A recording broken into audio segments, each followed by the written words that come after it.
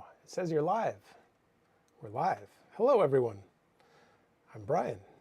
And if you were here last week and didn't like the sound, this should be better, hopefully. Please let us know. But I actually remembered to put the microphone on my shirt this time, which should be helpful.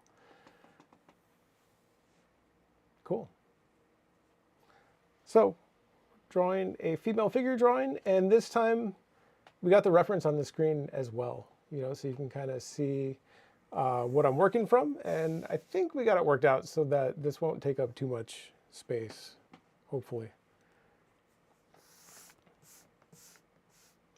So I'm going to start with basically just marking where I want the top of the drawing to be, right? And then marking where I want the bottom of the drawing to be, which is basically going to be right down here.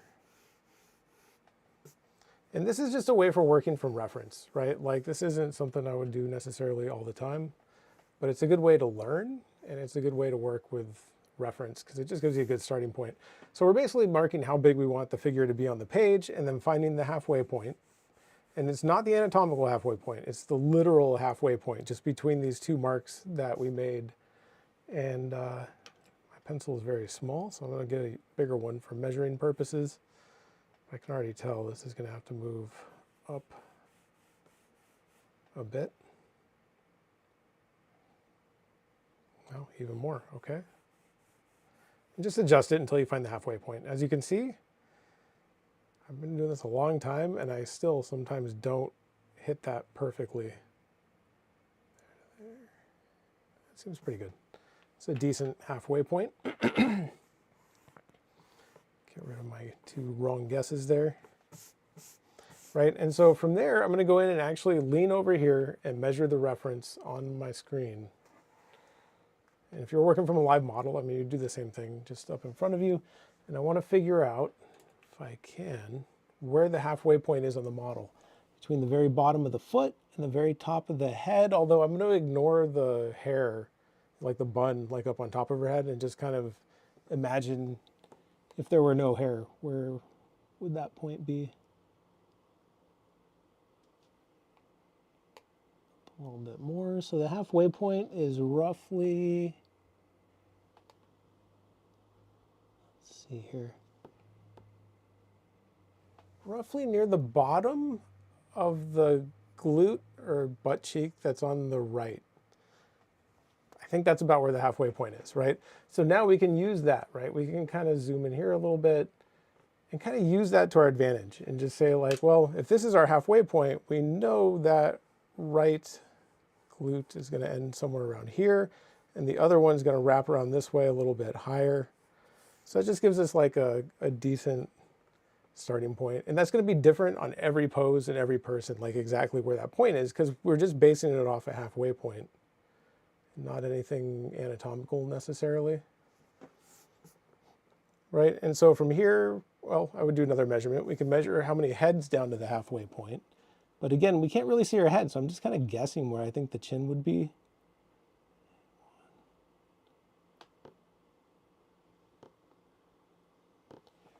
Say 3 would come up to about here, maybe. So break this space into thirds. Measure it if we can here.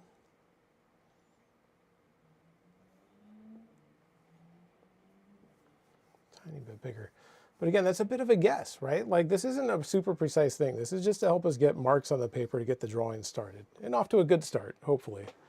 And yeah, but you can see there's guesswork involved because I can't see her head. I don't know exactly where her skull sits underneath the hair. I'm doing a little bit of guessing, which takes practice and experience. And they're, educated guesses from having done this for a while. And yeah, let's see. Let's go in here and start with a nice head shape, maybe. That's going to fit into this space. And her head is looking away from us, first off, so we're dealing with the back of the head, and then it's also tilted down. Right, so it's kind of sitting like down this way a bit.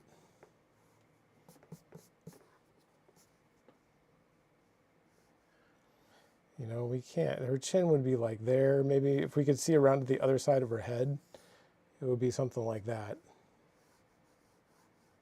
You know, also trying to keep my marks nice and light.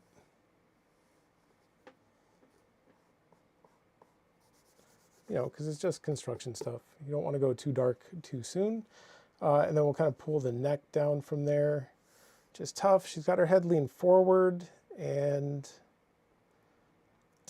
I don't know, off to the side a bit. I'm trying to think of the best way here to describe the neck. I go this direction, I think. Right, and then the other side, now it's kind of wrapping around like this and connecting up into her head. You know, so already, before we get started, I'm going to find some key starting points here, right? So we get trapezius kind of wrapping around this way, out this direction, right? And we want to start with like the head, neck, and shoulders is basically what I'm working on here. So her shoulders sit at an angle, right? They're kind of angled up this direction a little bit. So we need to find a good starting point for that. And, oh, can you switch that thing back to OBS so I can see? Yeah, just so I can see what we're doing. Cool, I want to make sure I'm on screen. Okay, so shoulders sit at a little bit of an angle. We immediately have, you know, trapezius up in here. Kind of doing this. And shoulder coming off this direction. Kind of going that way. You know, this one kind of comes over this direction, and then we have the other shoulder out over here. You know, and then this arm's going up this way. And this arm is going up that direction. It's possible that the head is large. This feels kind of big right now, so we might have to shrink this. I'm going to keep going, but I don't know. It just feels large for the space that we have here, which tells me that, remember, initially I started with a guess and just kind of guessed a little bit at what that head size was. It may have been too large. We'll see. Her arms sit at an angle. They're going to cut across this direction, right? Double check my angle here. Seems close, right? And so once we get that head, neck, and shoulders established, I'm going to kind of zoom back out here and start looking for the big gesture for the whole thing, right? And not get too caught up in detail, which is weird because we started with some details. But, and again, keep in mind, this is just for like working from reference and training purposes.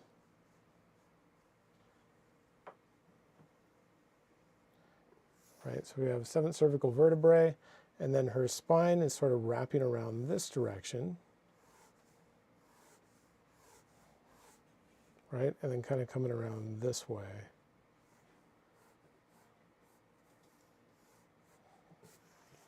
And yeah, I'm going to say this section up here feels big.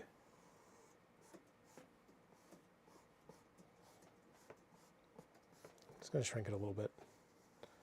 Just kind of shrink the head size.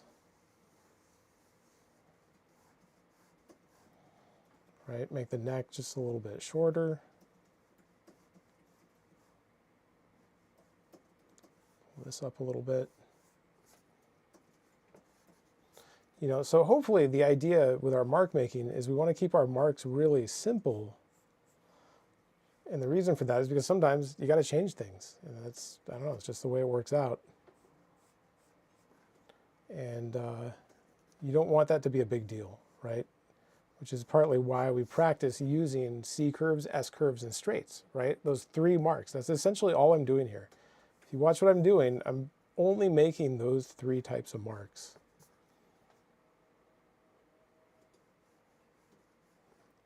shoulder up here a little bit. So I'm going to pull it back a little bit.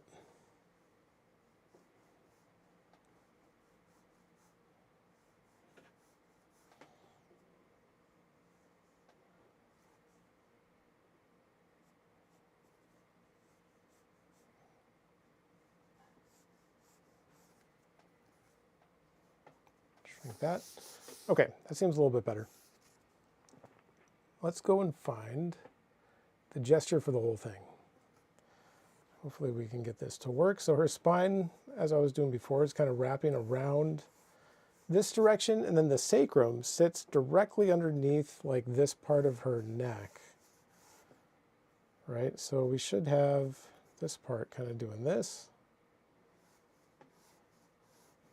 Wrapping back this way a little bit more. And there's not like a huge amount of curve to her spine. It's pretty subtle.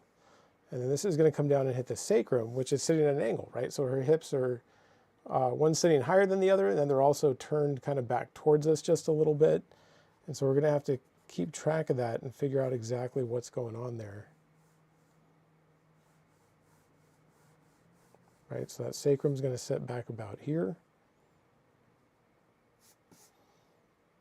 And just real quick, just to make sure this is going to fit on the page, we can just look for the big shape of the whole thing real fast. I can already tell this should probably be a little bit lower.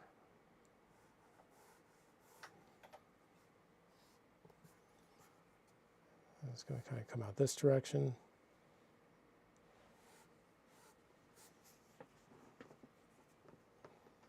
This side, we can just simplify down one big long line like this.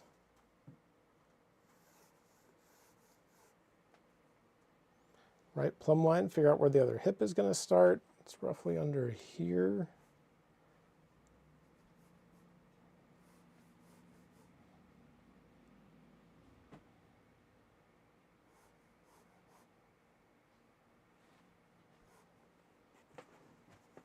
And I'm actually just doing this to make sure it fits on the page, because even though I left space, I have a second camera going for Instagram.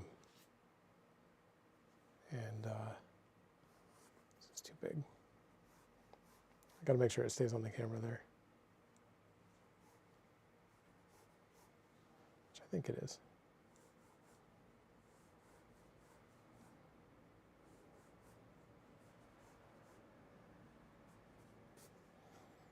Right, then we get a nice gesture for the leg. Kind of do this a little bit. And down this way. Dang, I don't know if that's going to fit. I think I made it too big. So again, I'm going to use another plumb line, figure out kind of where the toe is going to go. It's sitting underneath, I don't know, the outer part of the arm. Comes out here quite a ways.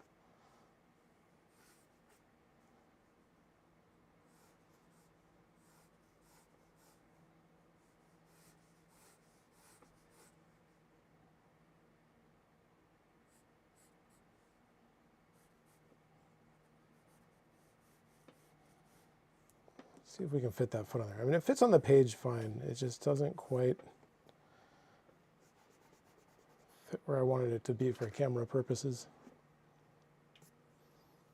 Right, this part's going to wrap around this direction. Right, and that foot pops out over here. Goes this way.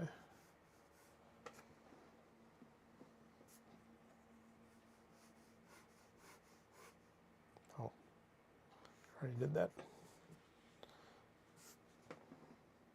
That's not bad. So I think that'll fit reasonably well here. Hopefully other people can see it too. Right, nice gesture for this arm.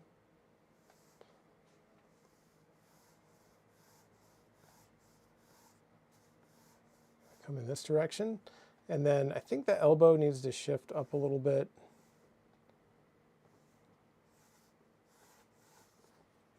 Make that arm a little bit bigger, perhaps.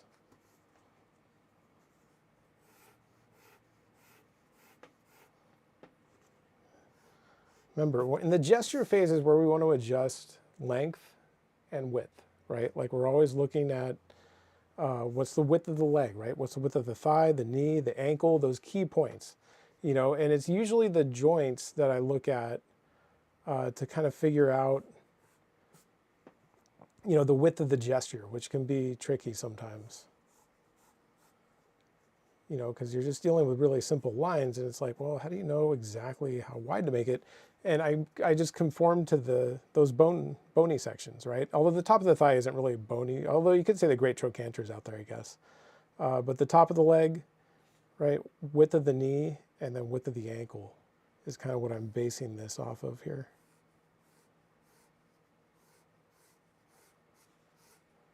Right, and trying to create a decent gesture. That seems decent. We get this part coming in. There's a little bit of the breast showing out here.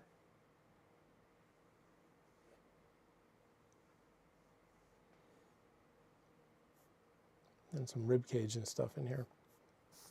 So that's enough that we can come in here and start doing more construction, right? This is a decent gesture, but it's very flat, you know, so we need some structure, right? We start with gesture and then we move into structure.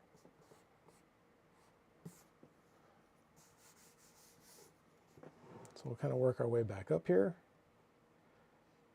And could get the structure of the hip in here real quick. I think that might be good. Just to make sure we understand what's going on up here. Right, make sure that boxy shape connects properly and that the perspective looks correct. That's not bad, right? And that means the sacrum would sit right about here, so that seems about right. Right up about in there. Maybe a little bit large, but we can change that. And then we'll find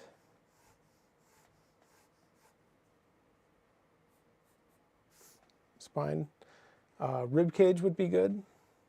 Actually, no, before we do that, let's draw scapula. Shoulder girdle muscles are really tough, right?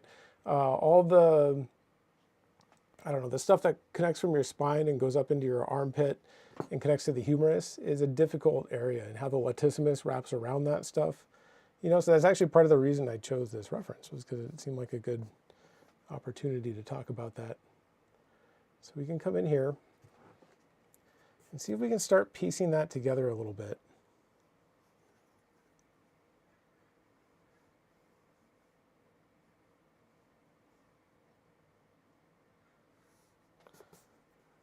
So we'll start with kind of finding where the trapezius goes out around here, and that's going to connect into the shoulder and create like a little spot where it actually like inserts up into there. This one we're seeing, this arm's coming out towards us, so we can't see this because the shoulder's turned towards us, kind of blocking it, the arm is. So instead we get kind of this overlap here.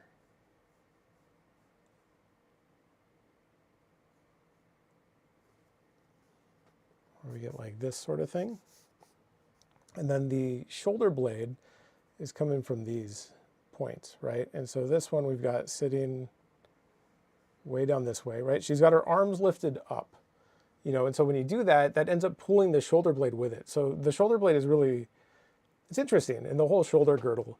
The joint that you're moving from is really the end of your collarbone and a little bit of the scapula and the humerus, all three kind of merging together. And what you'll notice is if you raise your arm up, you reach a certain point where it doesn't go any farther, right? You can only lift it about 90 degrees before you actually start to pivot off of the pit of your neck, right? Where the collarbone hits like the manubrium or whatever that little part of the rib cage is, right? And so when you lift your arm beyond 90 degrees, what happens is the collarbone and the scapula both raise up with the arm, essentially, right? And so you can see that here, right? As her arm raises up past that point, we get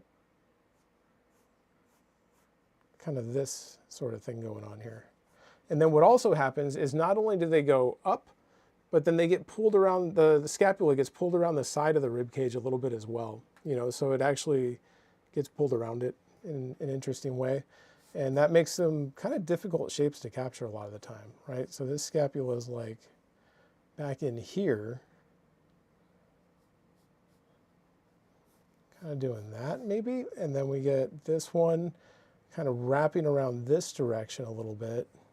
And remember, we're seeing it now from an angle as it gets pulled around, both up and around the other side of the spine. So it's probably pretty thin, something like that. And once we have that stuff in place, actually I'm going to pull this up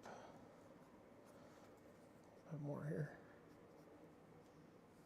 Once all that is in place, that gives us something really solid that we can build on top of, right? And we can start to come in here and figure out, like, well, if we know where the scapula is, then we should be able to figure out how the trapezius is connecting. And, you know, because we know where the scapula and the spine are. So we get our trapezius coming back this direction, and then we're getting this kind of thing in here. Kind of doing that a little bit. And then on this side, it's coming down and wrapping into, right up into there.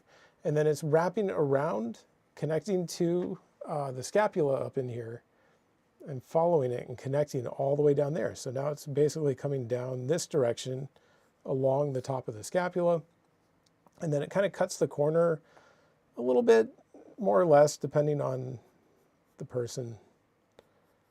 And then it connects down to the spine, right? So then from there, it's going to connect down this direction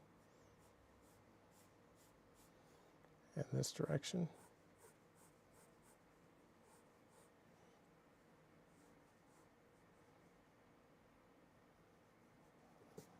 Basically sits down in there.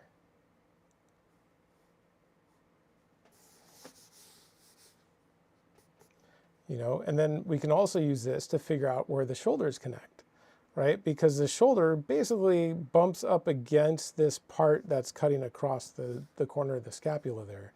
So that kind of tells us where the deltoid is going to connect on each of these, which is going to be kind of back up in here.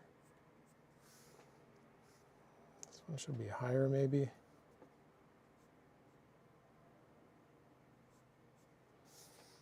You know, and then we can use that to kind of figure out our deltoid construction and say, well, deltoid is wrapping around this way.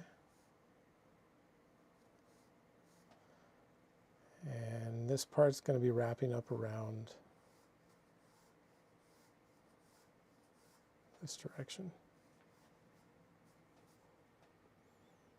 Something like that, right? And keep in mind, we have different heads to the deltoid. There's kind of one in the back, one in the middle, one on the other side that actually, we might be seeing a little bit of it, to be honest. It might be right in here. We might be seeing the far side of that shoulder muscle a little bit.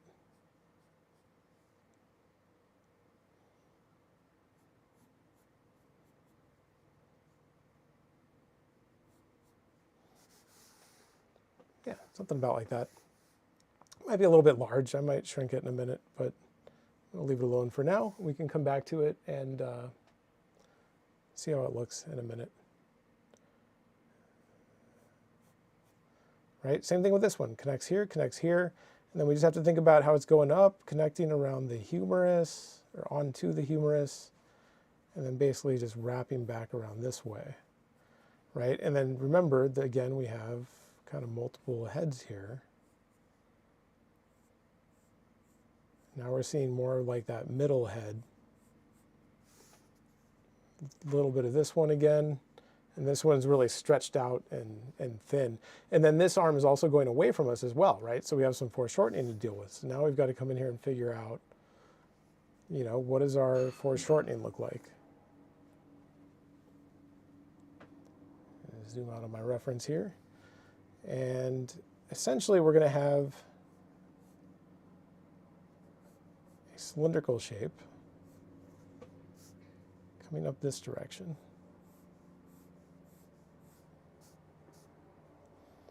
And then we kind of hit the elbow out here, right? And then it's going to come back towards us again.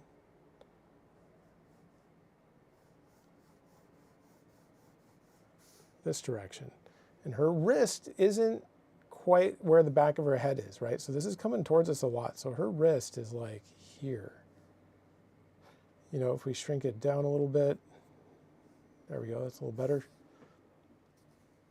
So it looks really awkward right now, but if we come in here and start finding how all of this is actually connecting,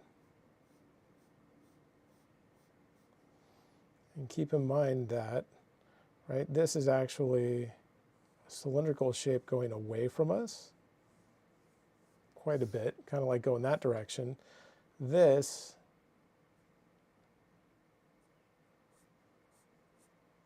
is actually something coming towards us.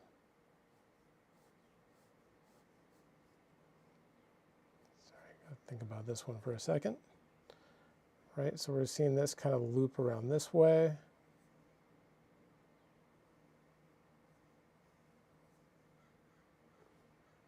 I don't know, something like that. You know, and then that hand is back up in here. That clasped hands, I'm not gonna bother with those much right now. You can draw them, they just take a while. You gotta go in there and just really methodically figure out exactly what that looks like with those, all those interlocked fingers.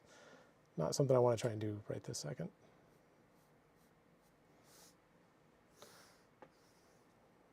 I'm gonna pull this down more. This feels too thin, even though it feels quite a bit like the reference. I'm gonna make it wider.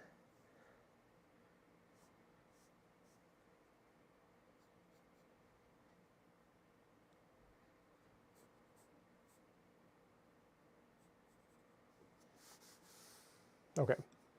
Anyway, I'm starting to get too detailed. But the shoulder blades and how they kind of connect up to these arms is the important part here.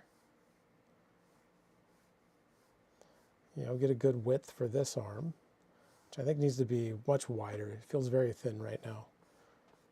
We can come in here and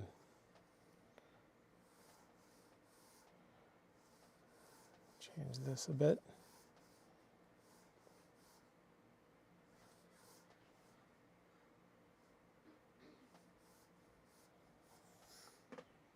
More like that, maybe?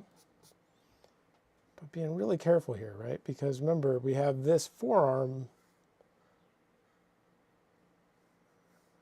kind of pressed up in here.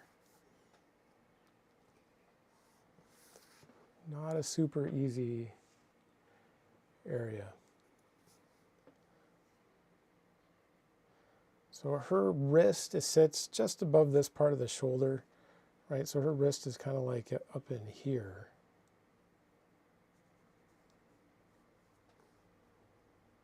Let's find a good width for this arm. That feels a little bit wide maybe. Let's shrink it down a little bit more. And then figure out how it's kind of locking into here.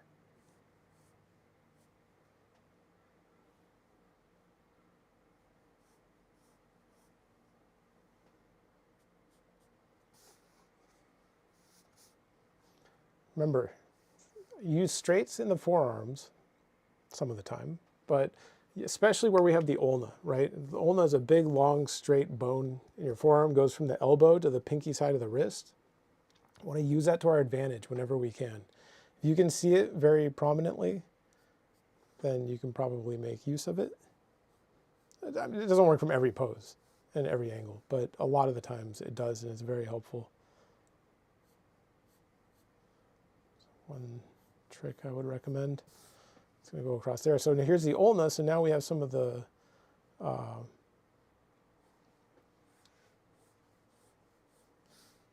flexor. I'm trying to decide if we can see a flexor from there or not, but it's probably just the extensor wrapping up around this way.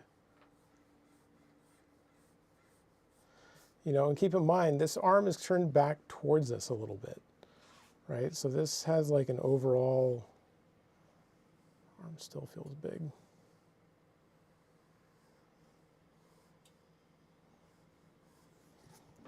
Let's see if I went way too big. Let's look at the whole thing here.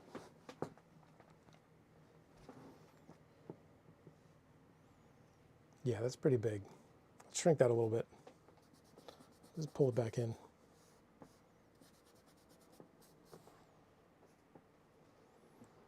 Try this again.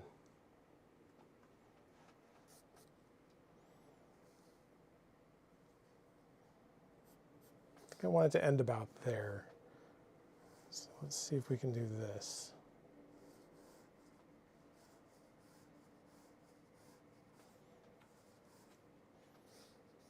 Seems a little bit better. Notice my elbow is about in the same spot. The rest of this is still fairly usable. Well, maybe not.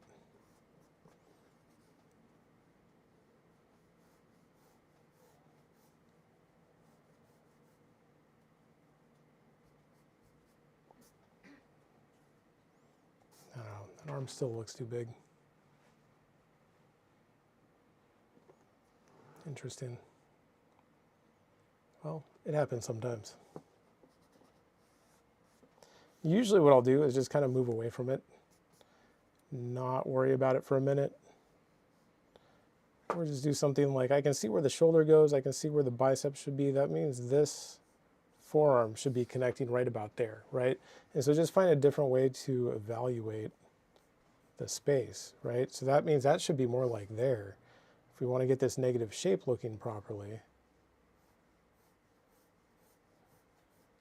that arm needs to be more like that, I think, right? And then probably flatten out this bone a little bit more. Yeah, that's starting to look a lot better. And then we can kind of find where that elbow sits out here.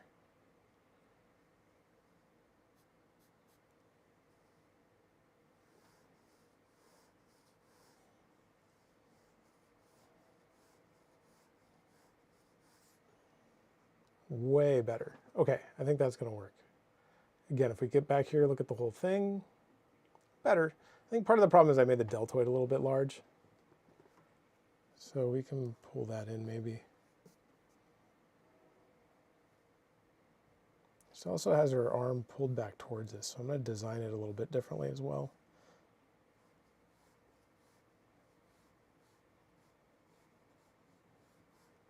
It's more like that.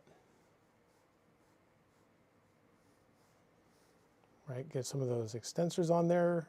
I don't know, maybe sometimes depending on the angle, you can see the flexor on the bottom pop out above the ulna here.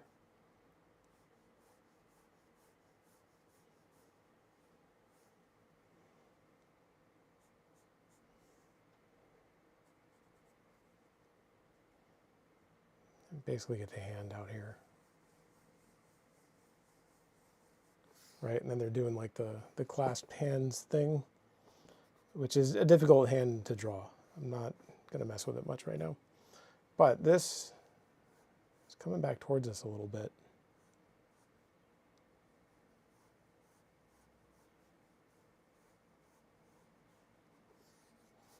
Just ever so slightly.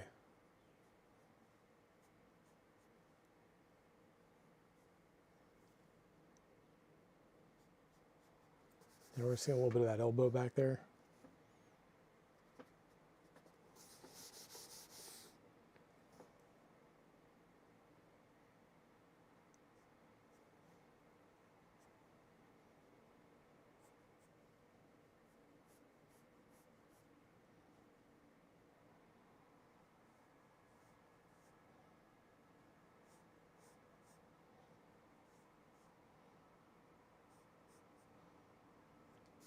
Anyway, stop messing with the hand. So we don't really have time for it. But I am teaching a hands class next term, just in case anybody's interested. His fingers are popping up around here.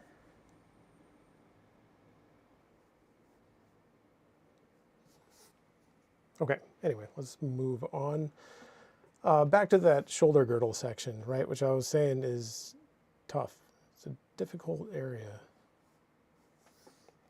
Right, we got the arm the right size, I think, so we'll come in here and see if we can start figuring out how to get some of these overlaps to work, right? What's happening here is we're going to have a few different shoulder muscles that attach to the scapula and then wrap around and up into, well, some of them go up and attach to the humerus, like at the ball of the humerus, and then the lower ones kind of do that and also wrap around to the other side of the humerus and grab it around there.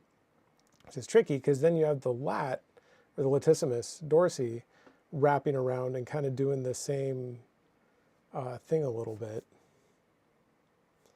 But it's going to connect a little bit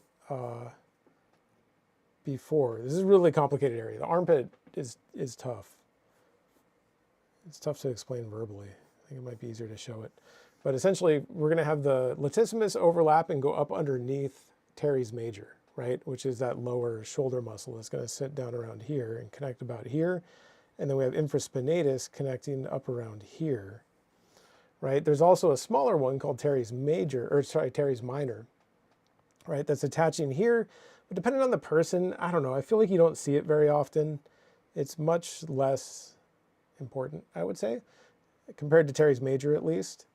And what's tricky is here we can see we're going to have teres major wrapping around and under the tricep, right? So we see the tricep coming in here, and then we get teres major wrapping up around under the tricep and coming back and connecting to, you know, this part of the scapula right in there.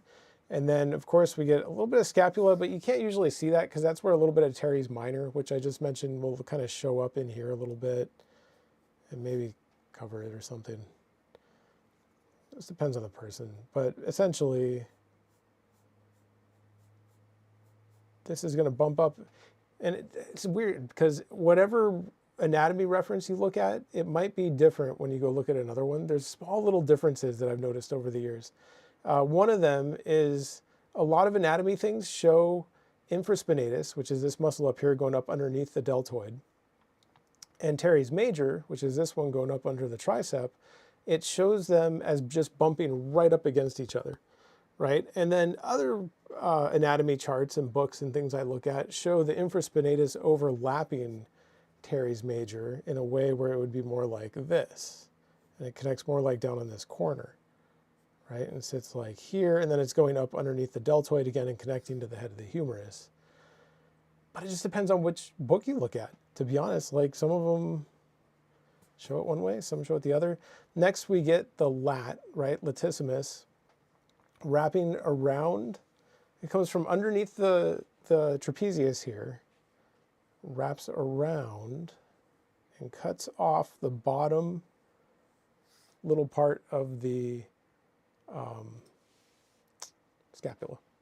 Yeah, it just kind of chops it off a little bit.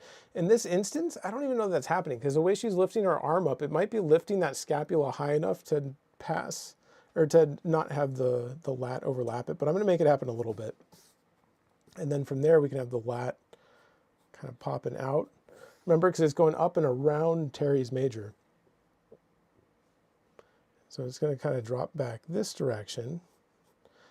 And then we're starting to see some rib cage in here, and probably should have put that in earlier just to kind of make sure we know kind of where that's going to sit in there. Right, so we're seeing a little bit of it here. And then we're kind of getting some compression in this area, right? Because she's twisted, right? There's a little bit of a twist, and she's also leaning to one side a little bit. And so we're getting, in this area, some compression happening. So we're seeing that compression in the oblique, and the oblique is coming down and connecting to this box right in here. And so that's going to create a little bit of an S-curve, kind of from the spine over to here, kind of like this. But it's not going to be that simple, right? That's just like a twisting, kind of showing us what direction the twisting is happening. And then we'll have to design some stuff that helps that read properly, right? Some little like compression overlaps. And they just have to follow along this S-curve generally to get it to read.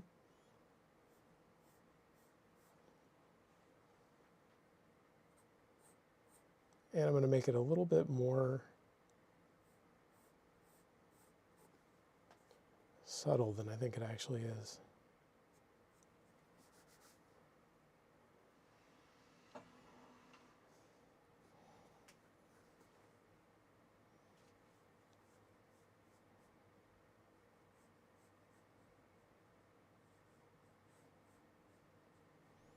Right, and there's a couple little shapes like this in here.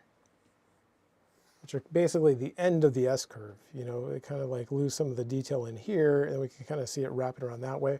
Remember, we're trying to break it up and look like compression, you know, like compressing, compressed flesh, I guess, and finding ways to use overlaps to make that work. You know, and this is one way I would do that, right? Like this overlaps this, this overlaps this, this is being overlapped by here, right? Overlap is one of our key tools for showing depth. And so we need to know where these hips are going to connect on the box, right? The box has a very specific use, at least in my mind, in the way I use it. There's a lot of different ways to draw hips.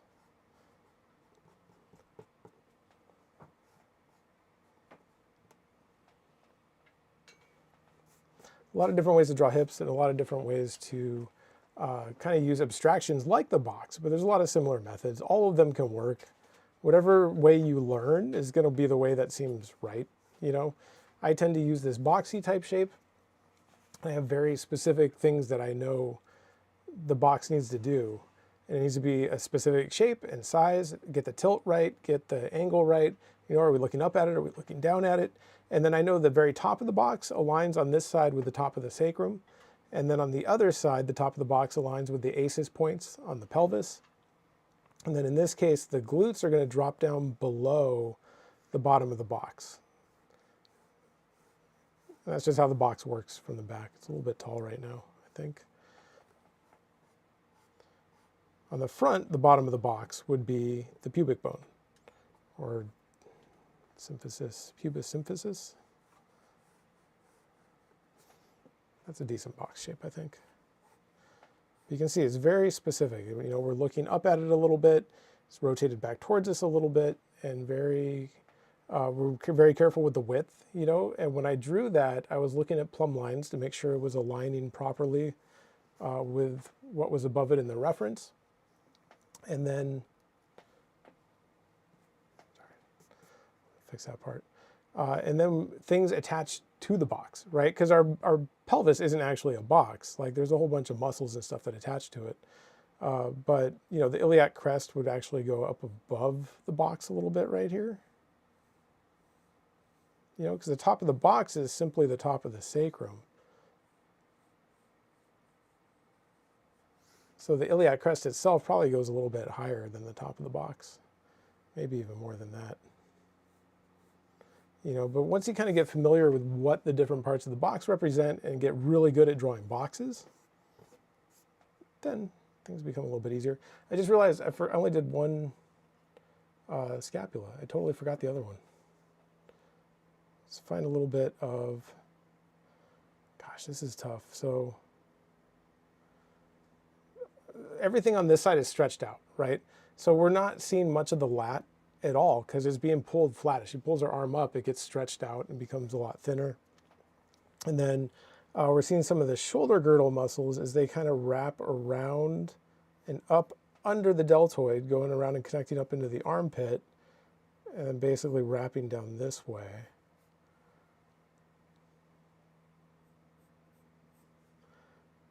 And yeah, there's probably, you know, some teres major and infraspinatus and all that going on, but you can't see much of it from this angle, again, because they're not activated, right? They're being kind of like stretched and pulled where they're not being used much. And then we'll get a little bit of the latissimus wrapping out around that way, because it's got to go up around and under teres major and around to the other side to the armpit.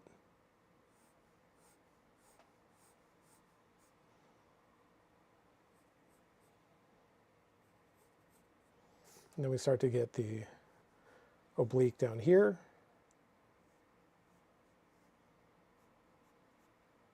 Right, make sure to get those overlaps working just right to show that it's wrapping around to the other side, you know, and not just lining up with it perfectly. And overlap is the key to making that work. Now, notice we have like little spaces in here now, which is kind of weird because you're like, wait a minute, there can't be a hole, and you're right, there's not just a hole. There is what are called the rhomboids, I believe, and they actually attach along the spine and over to our scapula here, and they're kind of attached. In this case, they'd be getting like stretched out, but they kind of sit right in there, like this space, right? And so that would be showing up right in there. And if you look at her, you can kind of see that there's some compression happening where it looks like something's kind of going this way a little bit up in there. And that's those rhomboid muscles, but I don't know, you don't want to go too crazy with those. Unless she was like a bodybuilder or something. But just so you know, they're not just like gaps. There's stuff that gets revealed as things move. It's going to need to be a little bit smaller.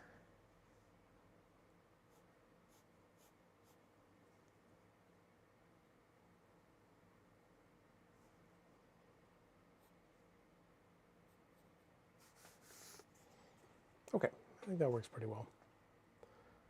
There's just a flat spot that kind of, you'll see this indication that people do a lot, which is kind of like this. And there can be like a flat spot that kind of sits right in here sometimes. Just depends on the person, I don't know. And what it really is like the connection point. Because remember, you have those 2 points on the front of your pelvis that are ACEs points, right? Anterior, superior, iliac spine. On the back, there's 2 points on the other end of the iliac crest that are the PSIS, right, which would be posterior, superior iliac spine. Yeah.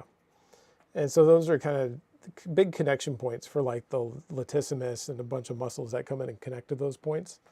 And so that kind of ends up creating like a flat spot in here a little bit. And then you can get like dimples on some people that show up in those areas.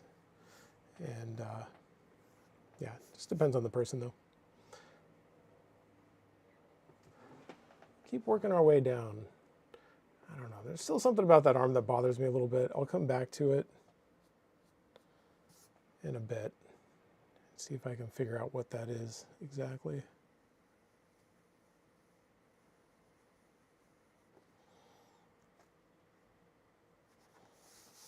Sorry, just kind of figuring out like where the humerus would be and how it's connecting to the ulna. But like I said, we'll come back to that part. We can also find the glutes, right? Kind of wrapping down this way. Probably a little bit large right now.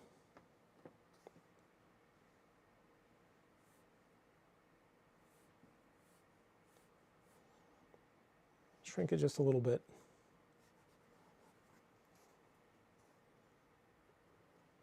This one can also move up maybe just a little bit.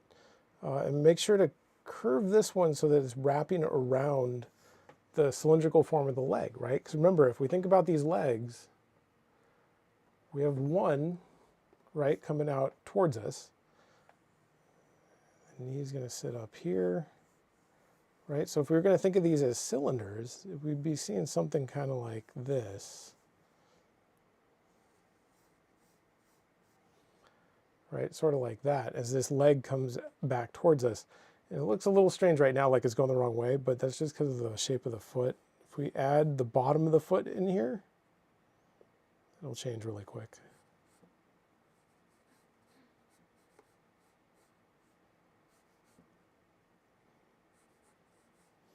Right, now we're suddenly, that whole leg is like, boop, like flipped around the other way, kind of. Interesting phenomenon. Yeah, so we have this leg coming out towards us, right? So you can see we have to find that cylindrical shape and then make sure the glute conforms to that as it wraps around and connects around the leg there, right? This leg is going away from us, right? So our cylindrical form's here, which right now feels a little large.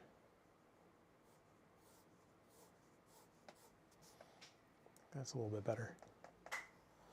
Right, but our cylindrical forms around here are basically going more this direction,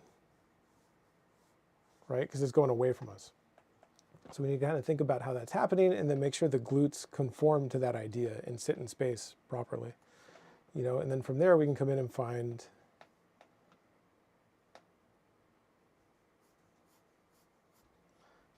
kind of how the legs are pressed up against each other. Oh, the rest of the glutes, I guess, I don't know, the rest of it seems fine. I don't think we need to add much more to the glutes at this point. Just kind of define this shape a little bit better. Just going to come out this way and then wrap around. Basically like that. And then this one I already kind of fixed a little bit. And notice, like, the box sits like inside those shapes, right? Because the box is what everything is attaching to. You know, the box isn't the outside of the hips. The box represents the pelvis, which then you have, you know, gluteus medius and maximus and great trochanter sticking out, probably somewhere around here. And all of that connecting to the box, right? And so the box can be tricky, but once you kind of know what it represents and how to use it, it's very helpful. And then it's exactly the type of thing that will help with figure invention, right? Because once you understand this really well, then suddenly inventing figures becomes, I wouldn't say easy. It's still hard and takes a lot of practice, but it's easier to make that jump. You know, if you do stuff like this, working from reference a little bit. You know, so that kind of brings us down to the legs.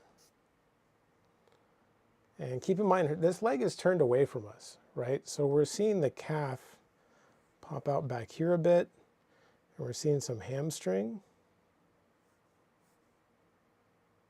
kind of back along here.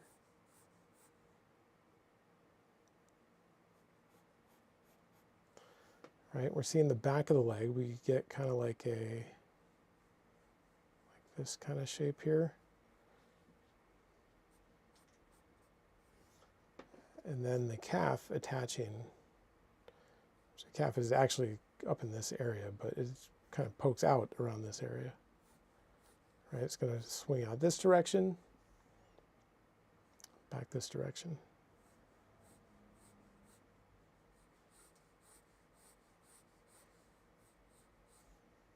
Right, about like that.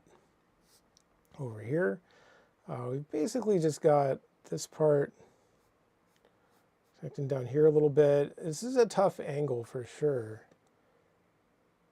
right? Because remember, the sartorius is kind of wrapping back in here, kind of connecting back around this way. So what shape do we find in here then? It's kind of the question.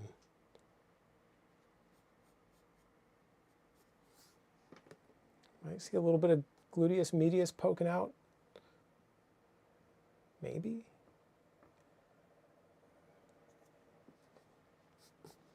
Right, and then we have some bone in here. Actually here, this needs to connect a little bit higher. And then we get kind of some bone sticking out here. Cutting back in. And then we have the calf, again coming from here. Sticking out this way.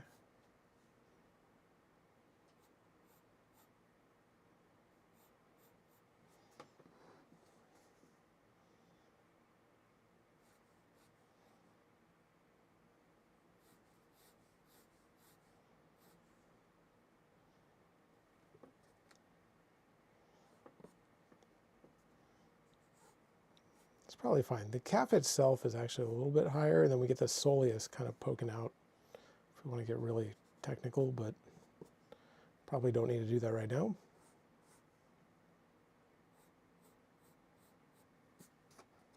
Let's get that calf on there, right? And then we got to figure out how that connects to the foot, which is going to pop out this way. We get the ankle and the bone, basically bone sticking out here, connecting to ankle.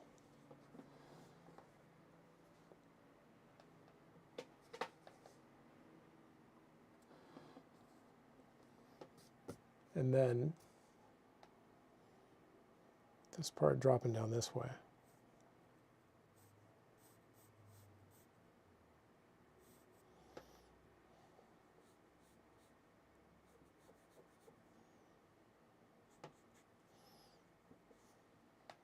That doesn't look quite right.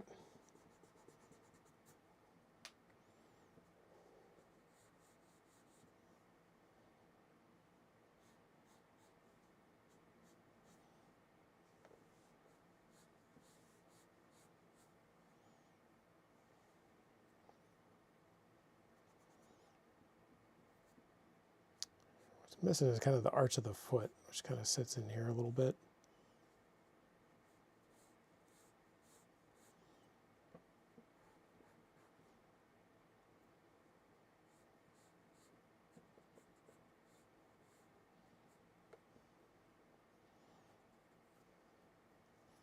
Right, heel sits back here.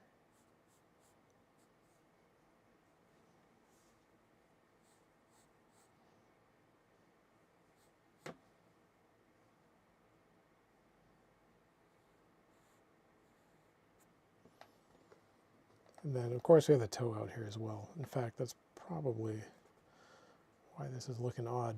This is probably a little bit long. And then we got to get that toe out there.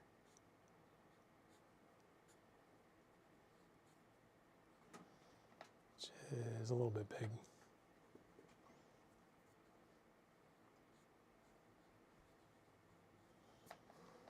But that seems about right. Look at the whole thing here. Not bad.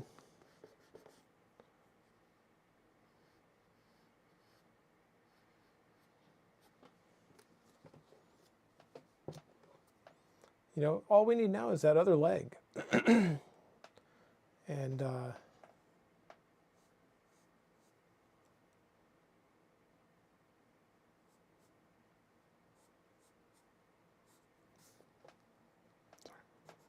probably too much detail right now. You know, but we got to figure out kind of how that other leg interacts with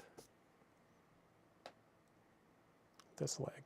Now, I exaggerated that calf quite a bit, right? So I have to take that into consideration as I draw this leg. And it looks like it kind of comes down more like this.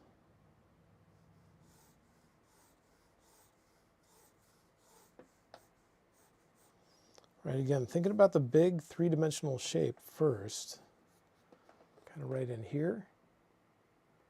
And notice I've sort of developed, you know, where the back of the heel sits, where the side of the foot is going to sit, and then we just need it to look like,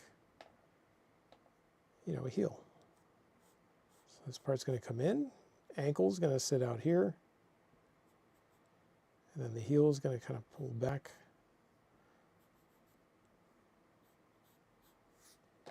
around that way.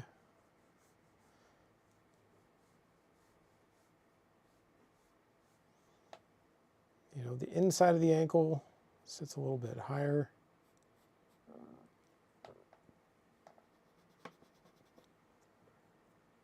If we can see it at all.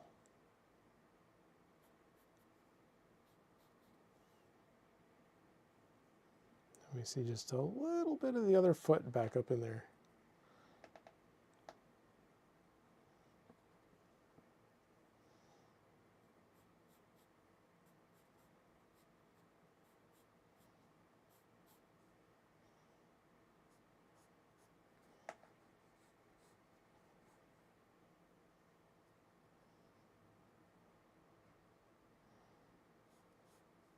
Yeah, that's pretty much it.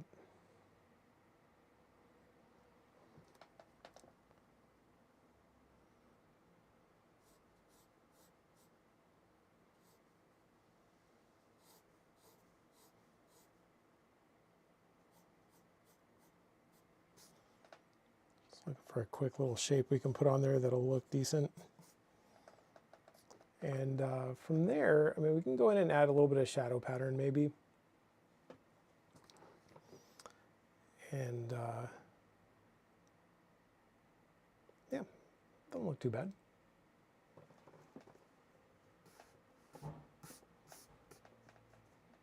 Oh, we can lock down the head a little bit more too. I think that might be good. So I'm going to round this out. This looks a little bit blocky.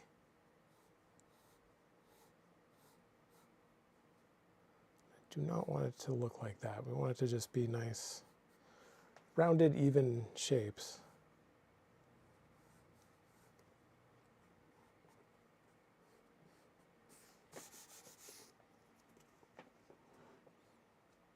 Cool. So it looks pretty good. And we've got some pretty good anatomical indications, some pretty good 3D Structural indications, which I might add back in here a little bit, just in case anybody looks at this later.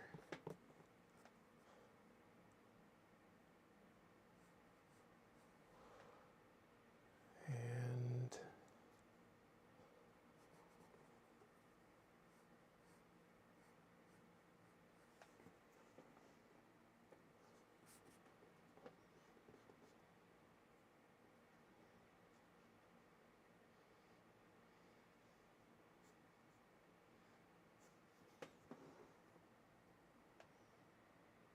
make the foot feel like it's pressed on the ground a little bit more, but I don't know, it's not quite cutting it.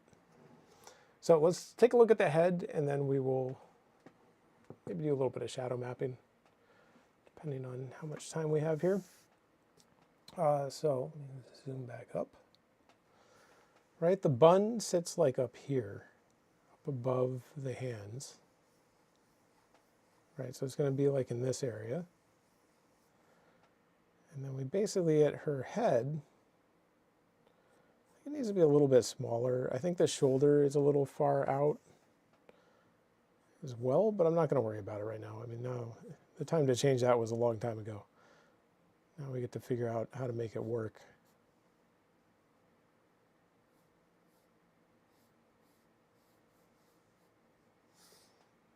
Right, so that's decent head shape. Her hair is connecting kind of like down around here, cutting up this direction. We can see her ear actually right back in here, which is like here sort of. Just seeing the bottom of it.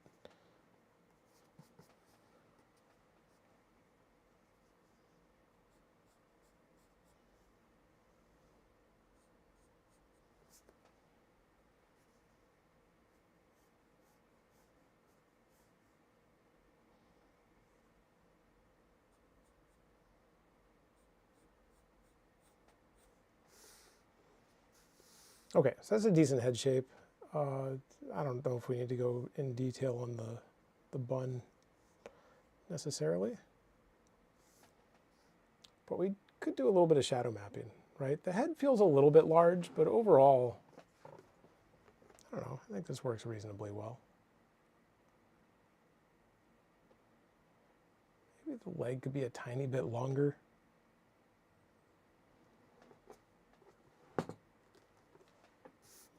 But we'll just pick a place and start, right? Maybe with this arm, because there's not too much to it in terms of shadow. You know, so if we're thinking about shadow mapping,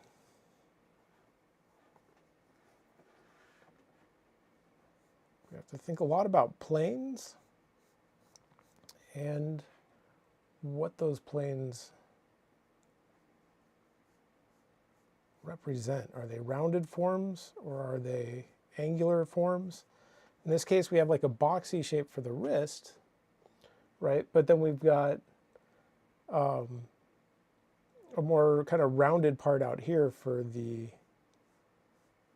flexors, right? So we'll get a softer edge out this way, and then a slightly more firm edge up in here, right? Firm edge, soft edge. You know, it's that transition that helps tell the viewer exactly what's going on. Here we get a cast shadow underneath here, which is going to cut over this direction, kind of down this way. Meets up with the shoulder, which just kind of pops out right there. You know, and then we get a little bit of a shadow shape in here, right, where there's like this little pocket. Even that little shape is going to have clearly defined edges, where it's going to be kind of soft a little bit along the top, and then like a harder edge underneath, right, kind of like right up under there.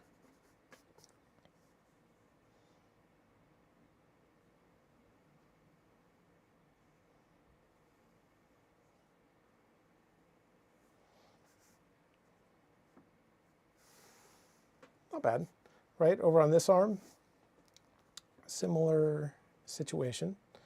where we're going to have kind of a firmer edge along the boxy part of the wrist, which is right about in here. And then it's going to start to soften up a bit in here, quite a bit actually. And then down in here, it actually stays pretty soft as well.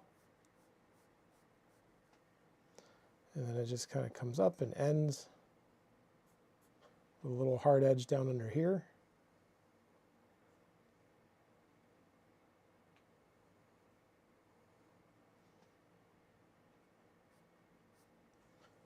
Get our overlaps working properly.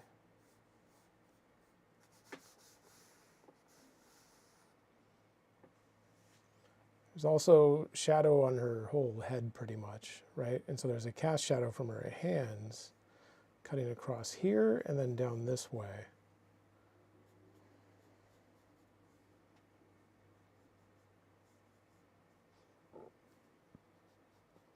Right? And so basically all of this is in shadow.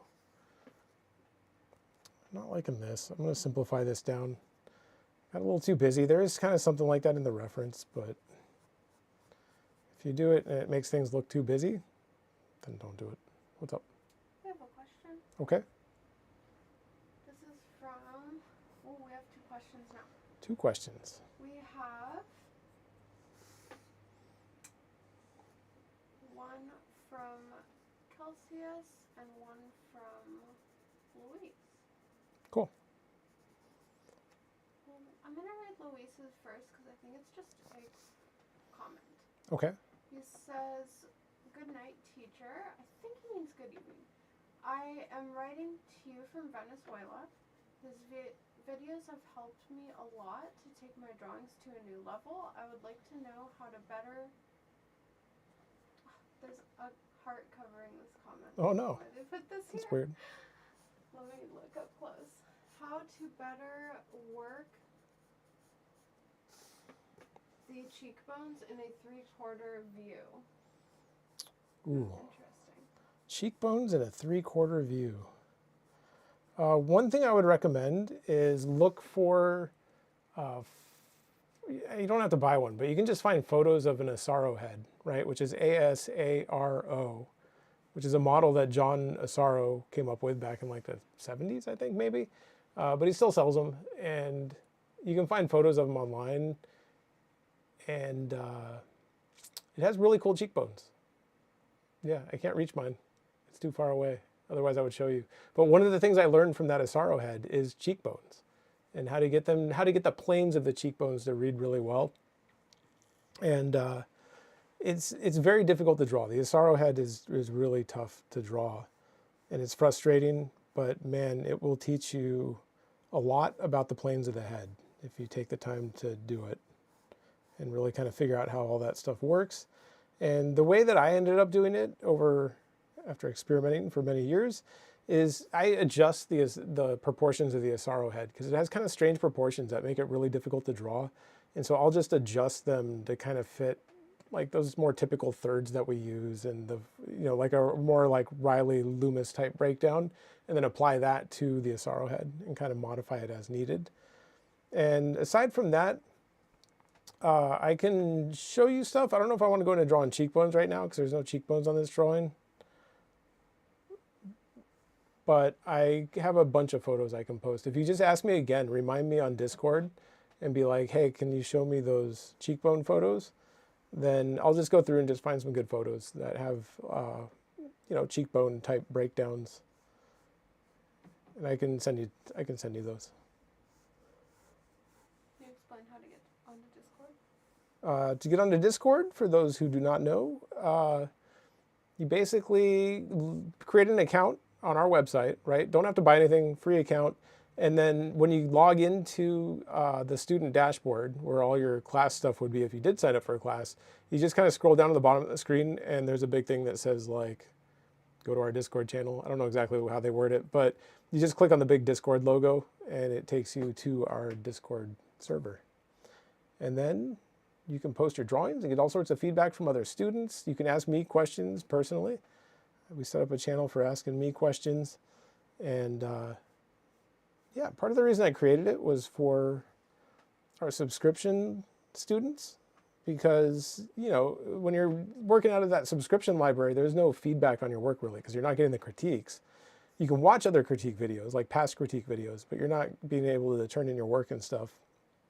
And yeah, I figured it would be good to have a place where those people can come ask questions occasionally if they need to, and that is kind of what our Discord channel is for. And for anybody else that wants to just go post. You don't have to be a student at all. If you want to go post stuff in there and hang out and ask questions, you are totally welcome to do so. Cool. Yeah. There's another question. Okay. This is from Celsius, Celsius. who has been in our chat a few times, so welcome back, Celsius. I thought the last question was a comment, so that was why I skipped to that one, but it was not. It was a question. Anyways, so Celsius says, hey guys, recently it was recommended that the time spent on studies should equally be spent drawing for fun. I've been alternating between both in a Pomodoro cycle. I have never heard that term before. Pomodoro cycle. I want to try a Pomodoro. I don't know what that is either, I'll be honest. And then he says, my question is, would it be better if I focused on the study first until it's finished and then move on to the next? I feel like it's harder to retain info doing a study in parts. What do you think? Thanks. You need to do a mix of both, would be my answer. And when it comes to studying, you need to do a mix of like longer studies, like real long studies, you know, maybe something you spend like 20 or 30 hours on, like long rendered type studies. And then you also need to do the quicker, like, you know, try and do a full value portrait in like, say, 3 hours. You know, you got to be doing some of those. You got to get into the 20-minute stuff, and then quick sketch, like the faster, like kind of 7, 5, and 3-minute poses, or even faster. Some people do like really quick, like 30-second poses. I've actually never done those, to be honest, but some people find them helpful. And yeah, I would say kind of cross-train a little bit. So like if you're working on something and it's going well, and you're like, I don't want to stop, then don't. You know, I would keep working on it personally and figure out how to make it into something really awesome, you know, because unless you spend time working on that stuff, your brain, I don't know, it'll figure it out if you're always doing quick studies, but spending more time on it, I would agree, is good and very helpful. And yeah, in my experience at least, that's the case. Because that's just how I am. I don't know, like I'll tend to, if I'm working on something, I tend to just get stuck at a certain phase until I get good at it and it starts to become intuitive, you know? So for like as a student, for a long time, I would draw just the gesture, right? Just the gesture and the structure. And then for a long time, I would just do gesture, structure, and then maybe some mapping. I didn't get into rendering really for a long time. And it was just the way my brain worked, I guess. It was just super methodical. And for some reason, that was the approach I took. And it took a while to get good. And especially rendering is something I still struggle with to an extent. I mean, it's never been like my strongest area. But taking the time to do all the problem solving and figure out what needs to be figured out in those early stages helped me tremendously, you know, and it was a big influence kind of on how I draw. And so, yeah, I would always kind of recommend that. I don't know. Hopefully that made sense. I don't know if that answered the question or not, but I hope it did. Longer studies are good, but you got to do some quicker ones too.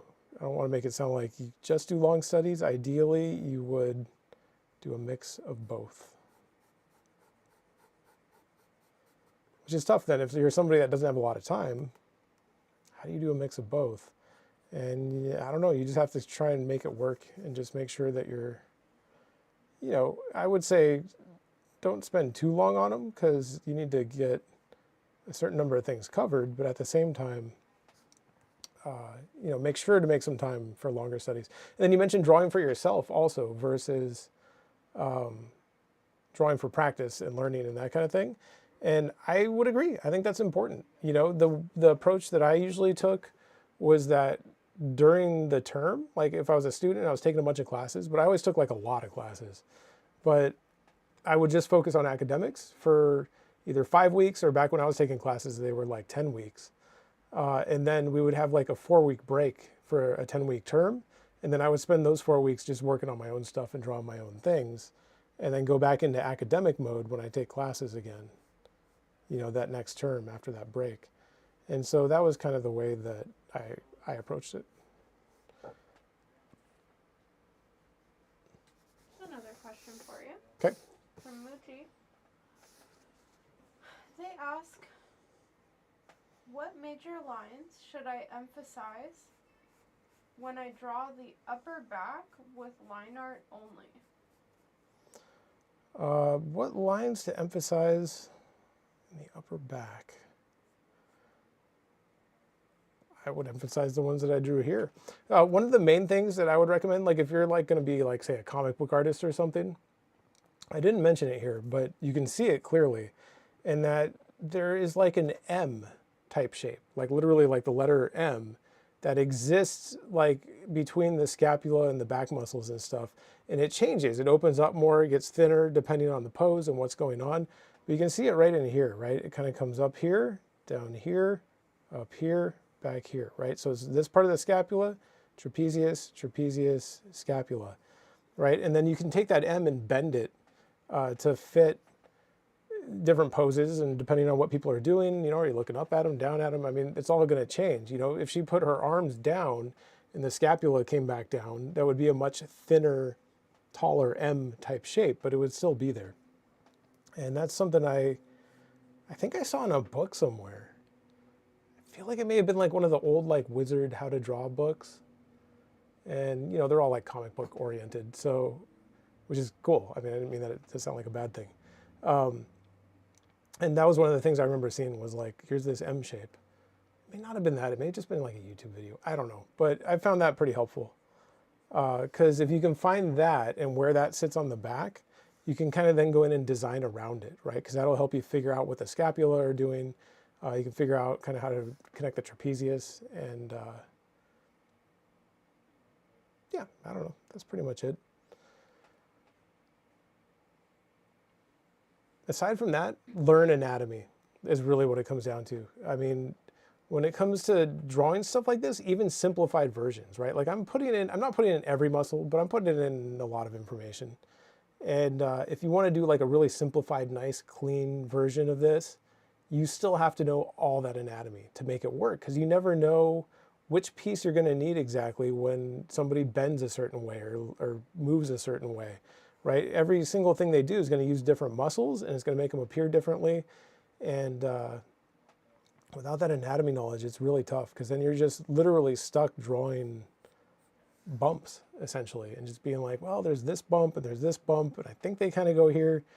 And you want to get away from that, right? Like if you look at what I drew here versus the reference, we put it on the screen this time so everybody could see it. It's not the same, right? It's not like I'm going in there and doing like a line for line copy of what the reference looks like. I'm inventing something that is based off of that pose, like that reference pose, and using that as a guide for like the perspective and certain things, and trying to capture a certain likeness of the body. And although I think I drew this just a little bit too wide, to be honest. It works fine as a drawing. It just doesn't quite match the reference the way I wanted. And I don't know, hopefully that answer makes sense. Learn anatomy, it's critical. The better I get at anatomy, the better all my drawings get overall, whether I'm just drawing something like a little quick sketch or like a long rendered thing. Anatomy is super, super critical.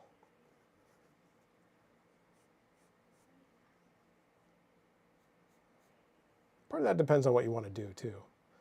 I mean, there's plenty of good artists out there that aren't anatomy experts, and their drawings still work really well. You know, so it just goes to show that it's never just one thing, right? I wish it was. I wish it was just like, you just learn anatomy, and then you'll be the best artist ever. But unfortunately, it's just actually one little part of the whole thing. Okay, so that's most of the shadow. Oh, no, there's some right up in here. And these are important because these little shadow shapes right in here, they kind of complete that S-curve shape. So we're going to have like a little bit of shadow coming off this one, a little bit kind of coming off of this one.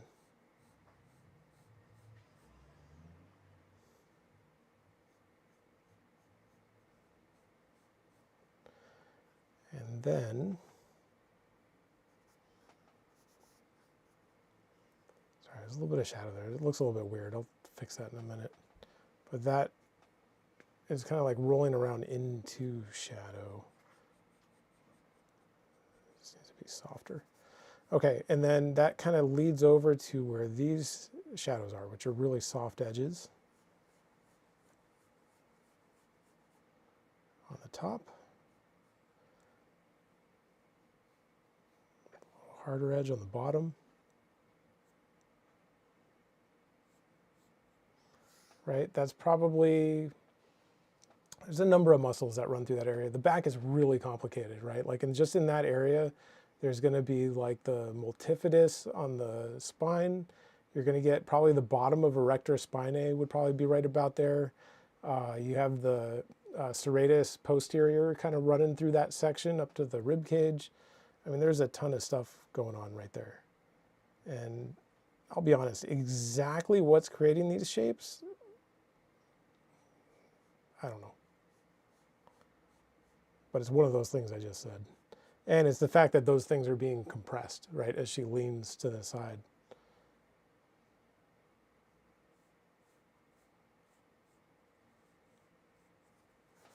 Right, sort of like that. Maybe that's a little bit big.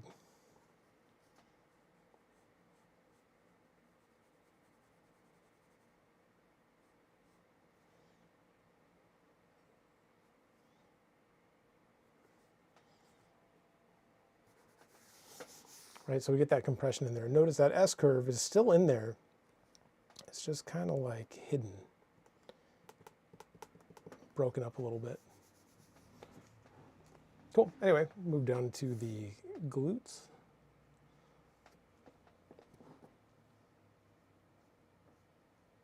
This is usually a pretty easy shadow shape, right? We're going to get a little bit of shadow at the bottom of the sacrum, and then basically a little thin shadow across here, and then it's going to just kind of go around the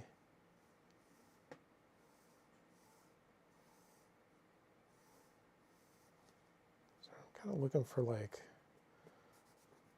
nice rhythm that can go up along here.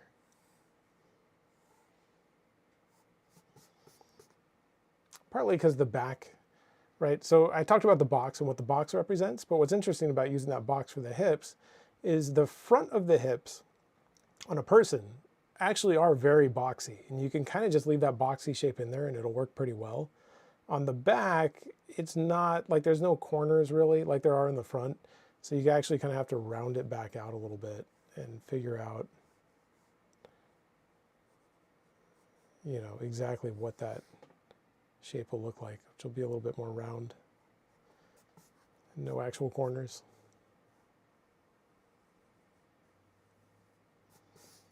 Okay, so anyway, back to our shadow shape down here. I don't know why I got distracted with that, but it will find, you know, as it changes plane, we're going to have kind of a soft edge here, right? That's going to be pretty soft. And then it's going to get even softer as it wraps around here, right? Remember, our edges represent how rounded or how angular something is, right? So around this area, you know, say if we had a contour line wrapping around here, that form is turning really slowly, right? But out around this way, that form's turning a little bit faster, right? So we're going to get a less soft edge here, much softer edge across here, just to help show what's going on with that form. All right, really come in here and soften this.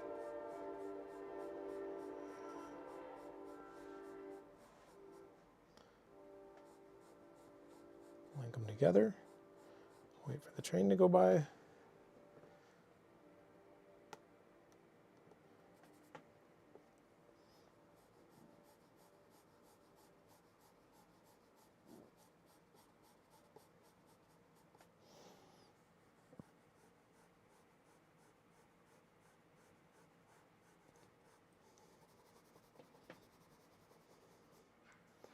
right? So we get this really soft edge in here, gets a little firmer, and then a little firmer across here, ideally.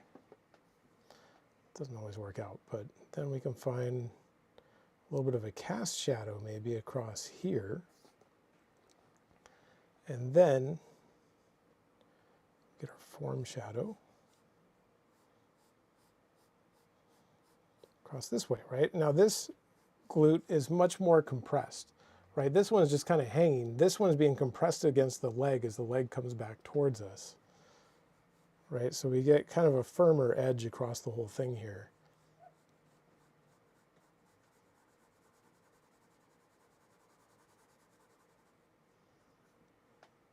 Right, and there's a little bit of a cast shadow here.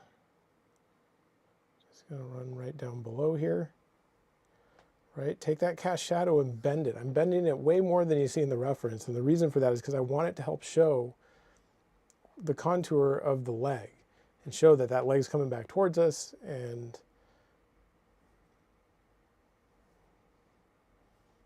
that, yeah, I hope the viewer kind of see that perspective. There's areas where you can kind of really push that.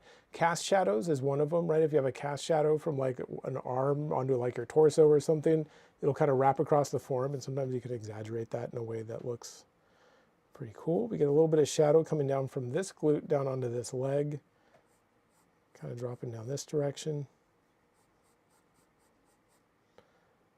And that leg just kind of pops out from behind there then.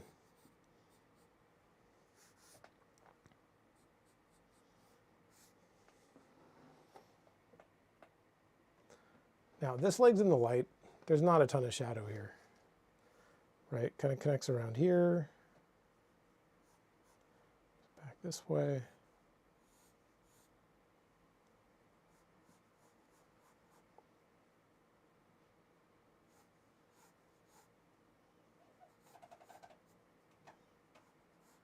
A little bit across here, very minimal amount of shadow here.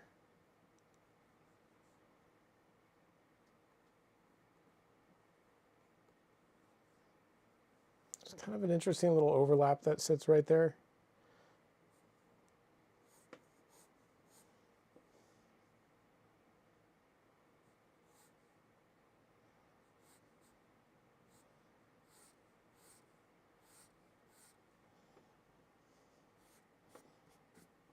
Adjust that shape a little bit. Sorry, I was getting off screen. I adjusted the shape, and then it kind of broke the heel, the ankle. I have to get that back in place.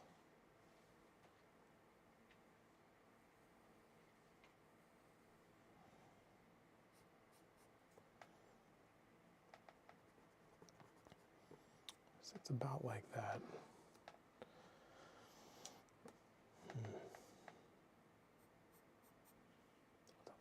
Question for you. Okay. This is from Brickman. Brickman's Oh, here. Brickman. He says, "Hi guys, Brian. When you are going to draw figures with dresses, do you always draw the body first, or if the legs are not prominent in the pose, do you omit them and draw the dress directly?" I would always, if I was going to draw like somebody wearing a dress, I would always start with the body, but just very briefly, right? Like you don't have to put in a lot of detail. It would just be a really quick gesture. If it's some pose where you're seeing mostly dress and no body, I would still take my best guess, because it's tough. It's really easy to draw something like a dress and drapery and have it like end up existing in a place where there should be actual arm, right? And then you want to make sure everything's draped around the figure properly. So I would just do a real quick gesture, some basic structure, just enough to establish like, okay, this leg's coming out towards us, this one's going away from us, and all of that's going to affect how you design the drapery, essentially, right? And so the idea then is at that point, you don't want to be, you don't want to be too reliant on copying anything, ever. Like there always needs to be, and when you're first starting out and you're learning, you have to do it that way because you don't know enough to not do it. But over time, as you get better and better, you want to spend less time copying things and more time kind of just applying knowledge in a way that's a little bit more like invention and that kind of thing. And including more of a design element and an invention element, and then just kind of loosely using the reference. So once you hit that point, my goal would be more to like redesign those fabrics a little bit. You know, and it's possible if you spend a lot of time on a drapery type photo shoot or like with a model, you can get the fabrics looking really good. But there's usually some parts that could be more clear, you know, and you might want to redesign things to help show depth a little bit better. Maybe, I don't know, there's a number of reasons why you might want to do that. Or just to add more of a design element in there, you know, just so you have something that looks cool.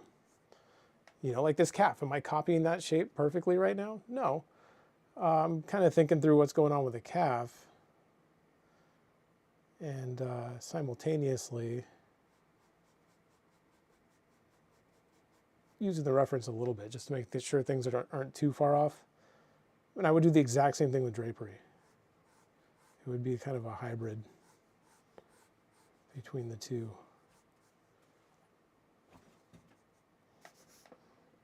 But you can see adding that calf shape really helps orient it in space. Like before that shadow shape was on there, it was hard to tell exactly what angle that foot was pointed at. But now it makes a lot more sense. I'm going to change this again. I wish I didn't draw that quite so dark. Also wish I made the toe a little bit smaller.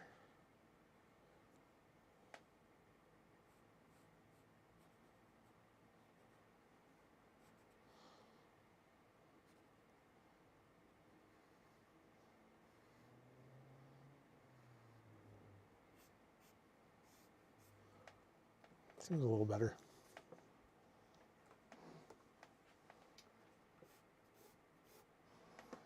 Just want it to feel like it's planted on the ground. I'm not entirely sure why it does it right now.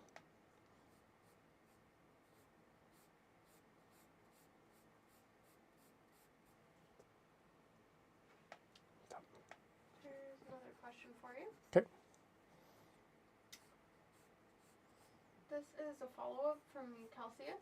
Yes. Celsius says, that does help answer my question, thank you. Good. A Pomodoro cycle is just working 25 minutes and then taking 5, with the 4th break being 15 minutes long. Maybe something akin to something like an in-person class. Yeah, I think that Pomodoro cycle thing sounds pretty good then. Yeah, I mean, obviously I learned from in-person classes, so much of my learning came from kind of what you're talking about, like 20-minute cycles. I forget exactly what it was, but 25 on, 25 5 on, minutes off, and then the last break is 15 minutes. Yeah, I mean, that was about it. Like if you were taking a class, right, like it would be pretty similar. It would be broken down over a 3-hour period. There would be like a demo at the beginning, which would eat up almost the first hour. So we would do like some warm-ups, and then there would be a demo. And then from there, you know, the model would sit there, you draw for 20 minutes, timer goes off, 5-minute break. And it would just be 20 minutes on, 5 minutes off for the rest of the class. And you do the best you can. So I think that sounds like a decent plan. I think that, and then just judge your progress also. Like if you constantly have the feeling that, you know, it's not enough or whatever, you want to spend longer periods of time focused on things, nothing wrong with that. But to me, that sounds like it would work pretty well. I think it's cool.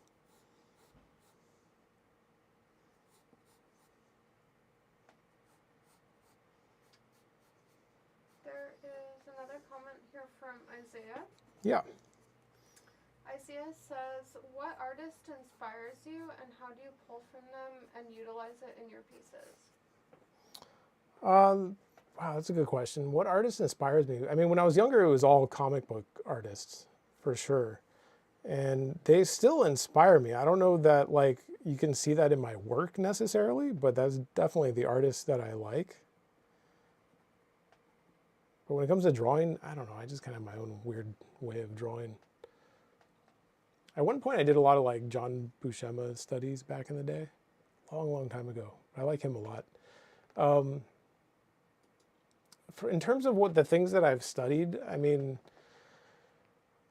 there was the instructors at Watts, to be honest, was most of where I learned this, either from studying books like Anatomy, Bridgman, I did a little bit. But what's weird is with the books is I always mostly just looked at them.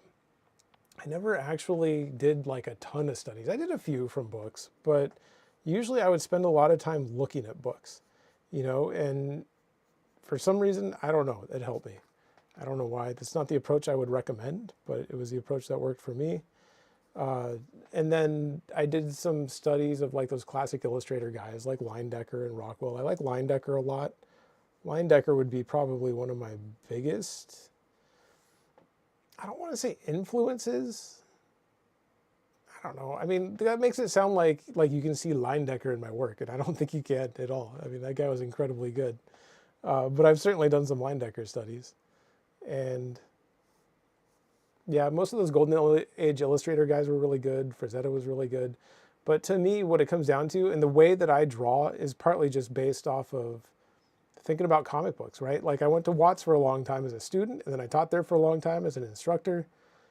And throughout that time, like I kind of recognized that there was a little bit of a gap between the stuff that you're learning in like the figure drawing type classes and the head drawing type classes, and then like the type of invention that you would need to do for, you know, like something like a comic book type job. And that's not to knock Watts at all, because what they are training people more is to become painters and illustrators that work a specific way where you shoot reference and then you kind of work from that. And it works great for that, right? It's awesome. But when you get into like pure invention and like trying to do like a comic book, like interior, you have to work in a much more constructive style, I guess, where you're working more like in basic shapes, like cylinders and blocks, and you can move them around in space and put them wherever you need them and not be reliant on taking the time to shoot photo reference and that kind of thing. And so the way that I teach and the way that I draw, ideally is kind of meant to bridge that gap a little bit more, where I'm kind of taking the stuff that I learned at Watts, but then trying to add a whole bunch of that like kind of structural understanding basic shape stuff and adding it to it, and kind of creating my, I don't know, a weird hybrid a little bit. But in my opinion, it's good for kind of bridging that gap, you know, because working from reference and doing all this stuff is great for learning about the figure. It works really well. And I don't know, I guess I'm just looking for a way to get more, a little bit more designed and a little bit more invention in there. That was a much longer answer than you probably expected. There's another question, actually two more questions. So one from Muji asks, have you tried drawing digitally? And then another one from Brickman, which followed up on his previous question about drawing, you know, do you draw the body if you're going to draw it covered by a dress? Yeah. And he asks, redesign like Leyendecker? Were you talking about redesigning? Yeah, just like Leyendecker. Like I guarantee you, I mean, Leyendecker was famous for working from models, right? Like he hired, every one of those paintings, I don't know about everyone, but most of them, as far as I know, he would hire models and stage them, and he did all his studies. Like if you ever see those Leyendecker things, like you'll look through the Leyendecker book and you'll have all these amazing paintings, and then every now and then there's one that just has like chunks of paintings, you know, it's got like a head and like a shirt sleeve and like different things that he's like trying out. And so I think at least from what I understand and have heard in the past, he would hire models and then work from them. But I guarantee you, it looks probably nothing like his actual paintings. Like the way he drew fabrics and stuff were highly designed, like highly. I mean, no matter how much he tried, I don't think he could have gotten a photo shoot set up that has fabrics that looks the way that he draws fabrics.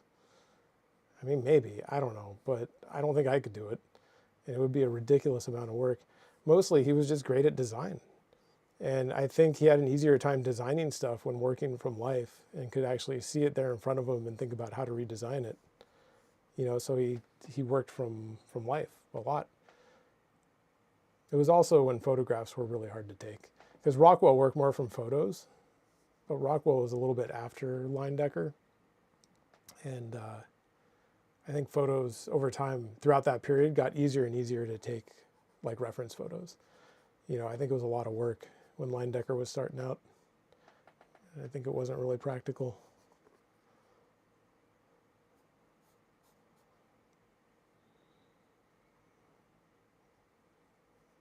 But yes, like line decker.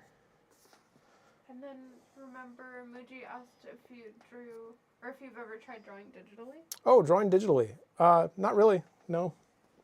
When I started doing this, well, I guess when I was younger, really. I was like way into computers, and I had some IT jobs, and I don't know, my brother's a programmer and stuff, and I spent a ton of time on computers. It was like my whole life when I was, in my early 20s and teens, which for me was a long time ago, and this was back in like, I don't know, the olden days of computers now. But I reached a point where I was kind of tired of doing it. And I was like, man, I'm tired of just like sitting and staring at computer screens all the time. And so part of the reason I got into drawing was because I wanted to do something other than stare at a computer screen. And so for that reason, I've just always stayed away from it, to be honest. I have nothing against it. It looks awesome. When digital art is done well, it looks really cool. I have absolutely nothing against it. I mean, that's how people want to work. They should do it. And when they get good at it, it looks really good, for sure. So, but no, I don't know. For whatever reason, it's not something I've tried, but I've been meaning to, because I have more and more students all the time that are asking like, hey, is it okay if I work digitally? And the answer is yes, because everything works the same way, right? How edges work, how design works, how basic shapes work, how like everything I teach works digitally. The problem is I don't know what buttons to push in the program. So every now and then I have students that are like, hey, how do I get a softer edge with this program? And the answer is, I don't really know. That's the part that I can't help with a ton. So I've been meaning to buy an iPad and get Procreate and see if I can start playing around with it and figuring out exactly how to get Procreate to work. And just some simple things, just to do like a simple little figure drawing. And I think it'd be good. I mean, again, like I've never had any complaints from digital students in terms of not being able to help people. And I usually try and make it pretty clear at the beginning, like I can help you with the drawing and everything that needs to happen to make an awesome drawing. Works the same way digitally, but if you have questions about the program itself and how to make it do certain things, I probably won't know, unfortunately. And that's what I want to change. But as far as actually working digitally, not really. My goal is just to use it to become a better instructor, basically. And that's about it. That's just me. There's certainly a lot of really awesome digital art out there.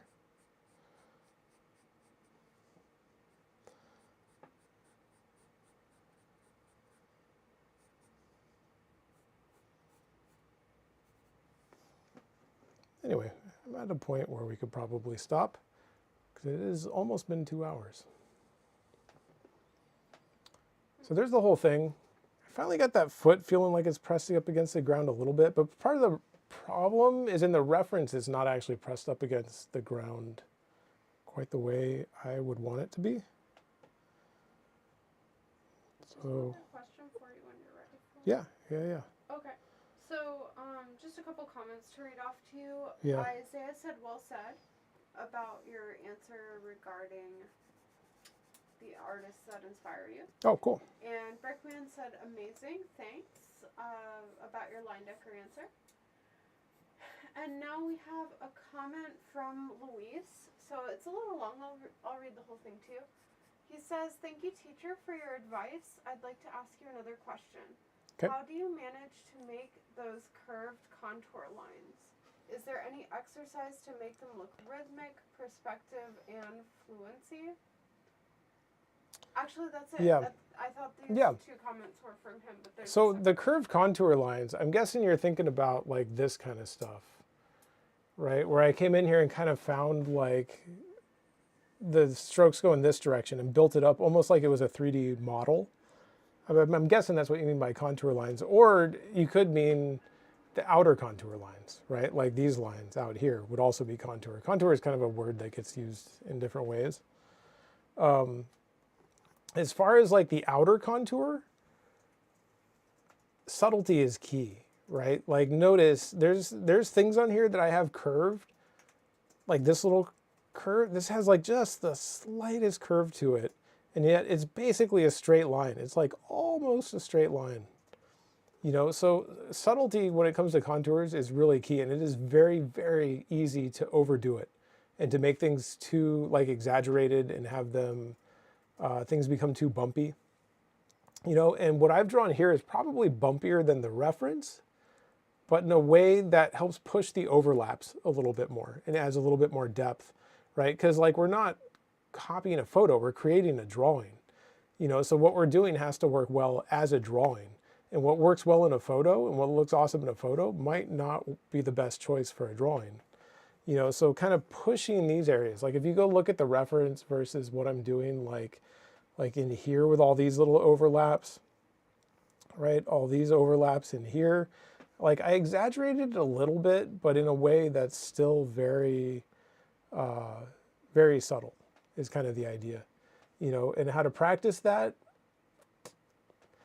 Master studies are good for building dexterity because dexterity is a big part of it. One of the things that helped me a lot, and this kind of goes with what I was going to say next, right? Which is if you mean the other kind of contour line, which is like the cross contour line, I guess, technically, which is showing like these cylindrical forms, you know, and saying like, okay, our gesture, right? Sorry, I know I keep zooming in and out, but say like our gesture for this arm is doing this,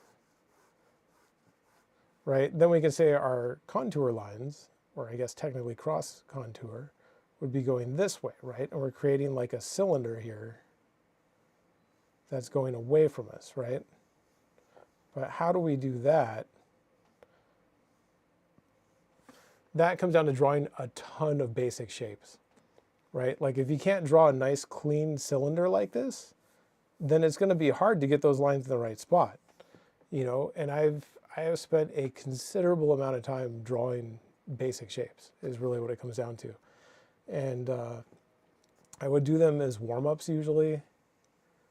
Like if I would try to get to class like a little bit early, and then I would just sit and do a page of like blocks and cylinders and C curves, S curves, straights, circles, ellipses, basically that kind of stuff, right? Just to build dexterity and to build familiarity with the pencil and to figure out, you know, what does a box look like if we want to just rotate it around? How do we draw that, right? How do we draw looking up at it, looking down at it? And just from every single angle, perspective is part of that, right? Understanding perspective and figuring out how, you know, just some basics. You don't have to be like a perspective master necessarily, but just some basics on how perspective works would be really helpful with creating those basic shapes. And I don't know, that's basically it. I mean, that would be my recommendation more than anything, is get really good at basic shapes, because literally everything you draw is made out of them. I went and took a workshop one time from Kim Jung-gi, because he was really good. And at the time, you know, I was like a Watts student. It was a long, long time ago. And there was like a whole bunch of students that were like, hey, we're all going to go up to this workshop and we're going to figure out how he draws. And what surprised me was the entire time he talked about basic shapes and how to move them around in space, and he talked about perspective. That is the basis of everything that he does. And when you watch him draw, it seems almost like magic, like he's just going for it. But the only reason he can do that is because he studied all that other stuff as a comic book artist in Korea for years and years and years, and got so good at it that he didn't actually have to think about it much anymore. It just happened automatically. But that only happened because he studied it so much and for so long. So that would kind of be my recommendation. It's not the most fun recommendation. I mean, I don't think anybody really wants to just sit around and draw circles all day and boxes and cylinders, but it's incredibly helpful. Also, just recognize that it takes a long time to build dexterity. I mean, it takes a lot of practice. It's not like you just draw a few pages of circles and you're done. It's more like you draw a few pages of circles every day for like 2 years, and then you'll be a lot better. Okay. I think, unless there's more questions, we will stop. There are more questions. Oh, okay. We got lots of questions now. So maybe we can try to work through these a little quicker, because there's actually quite a few. That's fine. I mean, if we got more people joining at the end, then yeah.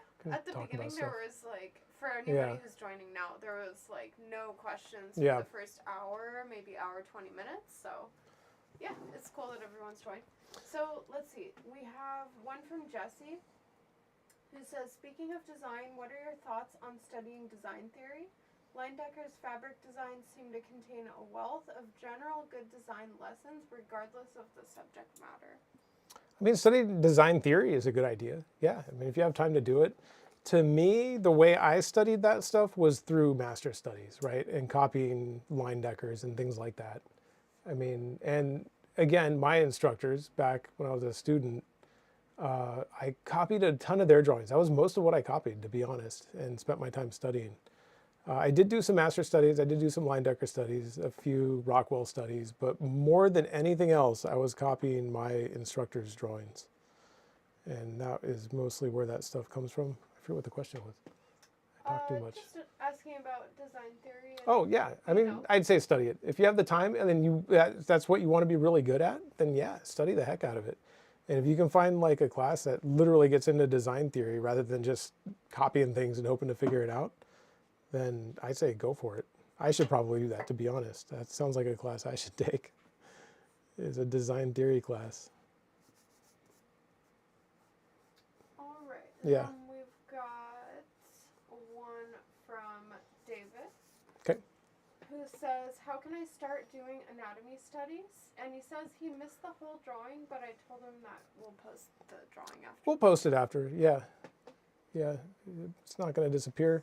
I missed the question. Oh, I only heard the last part. How can I start doing anatomy studies? Oh, how do you start doing anatomy studies? You just got to go for it a little bit. I think if I was going to start, I just like wanted to start learning anatomy right now. There's kind of like two aspects of it, right? One is purely memorization and taking the time to actually learn the muscles and figure out where they connect to the body, right? Like the origin and insertion. And arguably, you don't have to learn the names. In my opinion, learning the names helps you remember the muscle, but you don't have to. I have to, because to teach it, I need to know the names. Otherwise, I sound like I don't know what I'm talking about. But as a student or like as an artist, just in general, you don't have to learn all the names, but you do have to learn what the muscles are. Specifically, like the artistic anatomy, I guess, is what it's called, which is just the surface stuff that we can see and that really affects mobility, like on a large scale. There's two books. The book that I liked for pure memorization was Human Anatomy for Artists. You can see it over there on my shelf. It's by Elliot Goldfinger. But I've never actually drawn anything from that book. It's more like a textbook, you know, and what I would do with it was I would just basically open up a page in the morning while I was eating my breakfast, like cereal or whatever, and I would just go through like one or two muscles, right? And basically think of them in terms of myself, right? I don't know why that helped me, but it really helps me remember them. If I would read about it, and then I would think like, okay, on me, where does that go, right? The bicep is coming up and connecting to the head of the humerus in here, and it's coming up and connecting to, I guess more of the scapula, the coracoid process or whatever. And then coming down and connecting to the radius, you know, and I would actually figure out like what that does, move my arm, figure out, and I worked my way through the whole body, page by page. Every morning I would just do a couple pages, like one or two, and then throughout the day, like it kind of sticks with you a little bit. You're like, oh, okay, that's that muscle. And then it doesn't take long. I mean, there's a lot of them, but it's not that many. Like you can get through it pretty quick, in a few months probably. And that helped me a lot.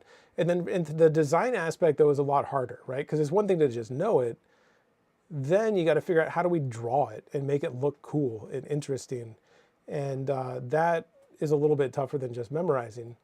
But master studies, I would say, are something that help you a lot. Just drawing a lot, getting feedback and critiques from people who draw the way that you would like to be able to draw is helpful. Looking at my books, trying to figure out what a good one is to study for design. There's always Bridgman. Bridgman's awesome, but when you're newer, it's a bit confusing. His drawings are a little bit sloppy, and like he drew them really big. Like they were huge, like I don't know, a 5-foot tall piece of butcher paper, and he drew them with like a stick on a piece of charcoal or something, or a stick with like a crayon or something on the end of it, I think. And then there'd be like a whole auditorium of like 300 people watching him. But when you see that reproduced really small in a book, and then that reproduction has been recopied like a million times, I don't know, some of it gets lost a little bit. And you can, still study it, but you just got to take the time to look up what's in each area and figure out what it is he's trying to describe and figure out exactly what he's showing. And yeah, aside from that, I mean, there's always classes you can take. There's always, I don't know, just copy a good anatomy drawing. If you see someone that just draws an awesome anatomy type drawing, copy it, you know, and see if you can kind of pick up on it. What else have we got? So we have another one from Muji.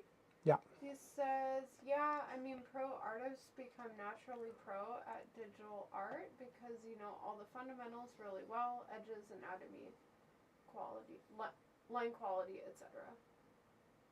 Cool. About the digital art, because that was more of a comment. Yeah. I mean, I would agree. I think taking the time, did you say learning traditionally, like kind of makes your digital art better? I missed the beginning part. It says pro artists become naturally pro at digital art Yeah. because you know all the fundamentals very well. Yeah, I would agree. It's not that you can't learn the fundamentals digitally. I mean, people do, and they get insanely good, and they only ever work digitally. I mean, that's totally possible. But I would guess that the learning curve, had you learned all this stuff first, yeah, that makes sense that you'd be able to pick it up a lot faster. Because anytime you pick up a new medium after learning all these things, I think you can pick it up more quickly than if you were starting from scratch. It's just a matter of learning how to make this, you know, make certain types of marks and edges and select your values properly. Anyway, yeah. What's that? What else? Cool. And then our last one from Celsius. Yep. He says, I draw both digitally and traditionally. Traditionally helps influence how I tackle digital, and then I work from there. The techniques and lessons are definitely applicable to both mediums. Cool. That's good to hear, because that's kind of my plan. And something I tell students all the time. So hopefully it's good to know that that's actually true, because I don't actually do, you know, much digital stuff, but it certainly seems to me like they would help each other ultimately, you know, like you're saying. And each one would have strengths and the, you know, and weaknesses, and depending on what you want to accomplish, pick one or the other. It'd be cool. But yeah, I do want to try a little bit more digital type stuff. I think it'll be cool. There's another question here from Isaiah. Yeah. He asks, how would you say you've developed your intuitive sense of design? Wow, how would I say I developed my intuitive sense of design? A lot of practice, first off. We were just talking about this. Yeah. Remember the other night I was saying, like, how would you teach Yeah. someone to have an intuitive eye for Yeah, good yeah, art versus yeah. just Yeah, greeting card, you know, yeah, yeah, like kitschy kind of art? yeah. And we were talking about looking at so much art over the years and, like, looking at really good art. Yeah. But anyways. It's tough to teach. Design is probably the hardest thing to teach in drawing. I mean, assuming you can teach it, you can certainly learn it. But man, a lot of it just has to do with like taste and personal preference. What I would say is master studies. Like once you start understanding the basics and you can do a competent drawing, like master studies change. When you first start out, like they're really hard and you're just like, dang, I just got to spend all my time getting everything in the right place. I don't really have time to think about much else. And once you get past that point, master studies change. And all of a sudden you'll find like, you know what? I can get this stuff placed on the page really fast and do it pretty intuitively. And suddenly that frees up a whole bunch of brain power to go in and start studying their design choices, right? What types of shapes are they making? Why are they choosing certain edges? Why are they, you know, what effect is that having on the overall drawing? And unfortunately, when you first start out, that's not what you get out of a master study at all. You know, it's just overwhelming in terms of, you know, the basics. So over time that changes. So keep doing master studies would be one thing. And you'll find that even if you do the same master study over and over, what you get out of it changes over time. And you get like different information out of it, kind of, and learn different things. But design is tough to teach. Like it has to be sought out a little bit. What I would say is like you have to get to the point where you can do a pretty competent drawing and understand all the fundamentals. And that has to start to get to an intuitive level first, right? Because design takes up a lot of thought. And if you're using up all your thought on just those fundamentals, you don't have any left for design, basically. Like you got to get past that point. Once you do get past that point, suddenly, I don't know, it's interesting. Like I said, master's studies will help. And then just focusing on what you want your drawing to look like. Subtlety, is it going to be exaggerated? What are you trying to do? And practice is just a big part of it, you know, and develop opinions, essentially, right? Like you got to actually develop an opinion about what you want your art to look like and what you want your drawings to look like, and figure out kind of how to work towards that a little bit more. And then look at your drawings and say, hey, what don't I like about these? What is it that is making them not look quite right? What makes it feel like bad design as opposed to good design, you know? And see if you can kind of start working backward that way a little bit. Design's tough. More than anything, I would just say go keep focusing on fundamentals until they become intuitive. Because until you reach that point, design is really hard. That's all I'll say. Anyway, that's my design ideas. Not great ideas, but they're ideas. Are there any more? Should we stop? No, that's it. Has it been long enough? It's been about 2 hours. That's good. It's a long time. I stopped drawing a while ago and just switched to talking, but practice basic shapes a lot. For some reason, practicing basic shapes has influenced my design quite a bit, you know, because I work, I don't know, try to work in a very three-dimensional type way. I don't know. And part of that came from literally just doing stuff like this and figuring out like, okay, this leg's coming out towards us, right? It's kind of coming out like this way. You know, our gesture kind of is coming down this way. And it's a cylindrical form. Kind of doing this.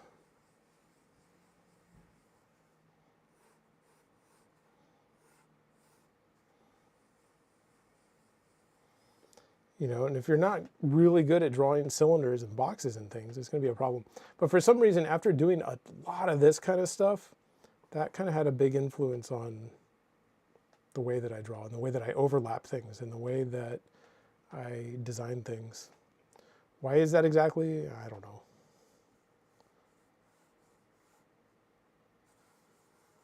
You know, this leg's going away from us, kind of more this way.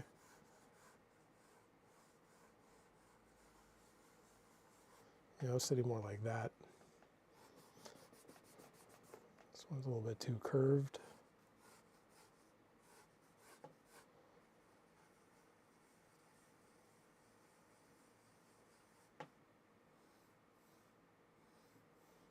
It's a little better, but why did I change it, right? I mean, you got to draw a lot of these things to be able to look at that and know, like, yeah, you know what, that cylinder's not right.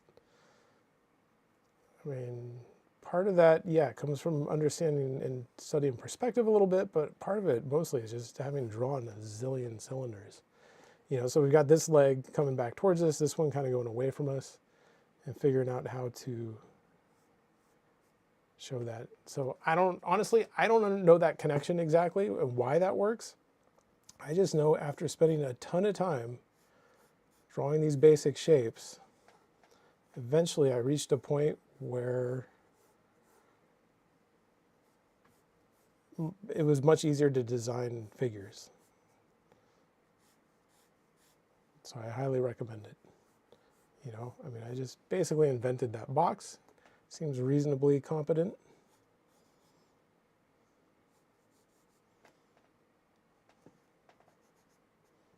You know, so you got to be able to draw these things from just any angle, right? Take a box, make sure it's the height that you want, the width that you want, and then visualize that from literally any angle.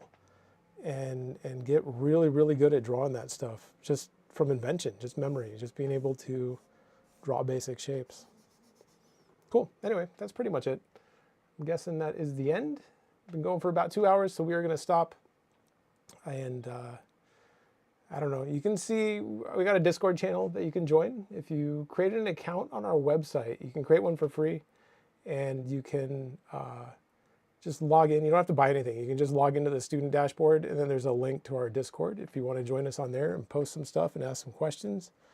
And then we've got another term, a new term starting, right? Another round of classes. I think starting September 12th, I think is the first class. And then it starts like that week.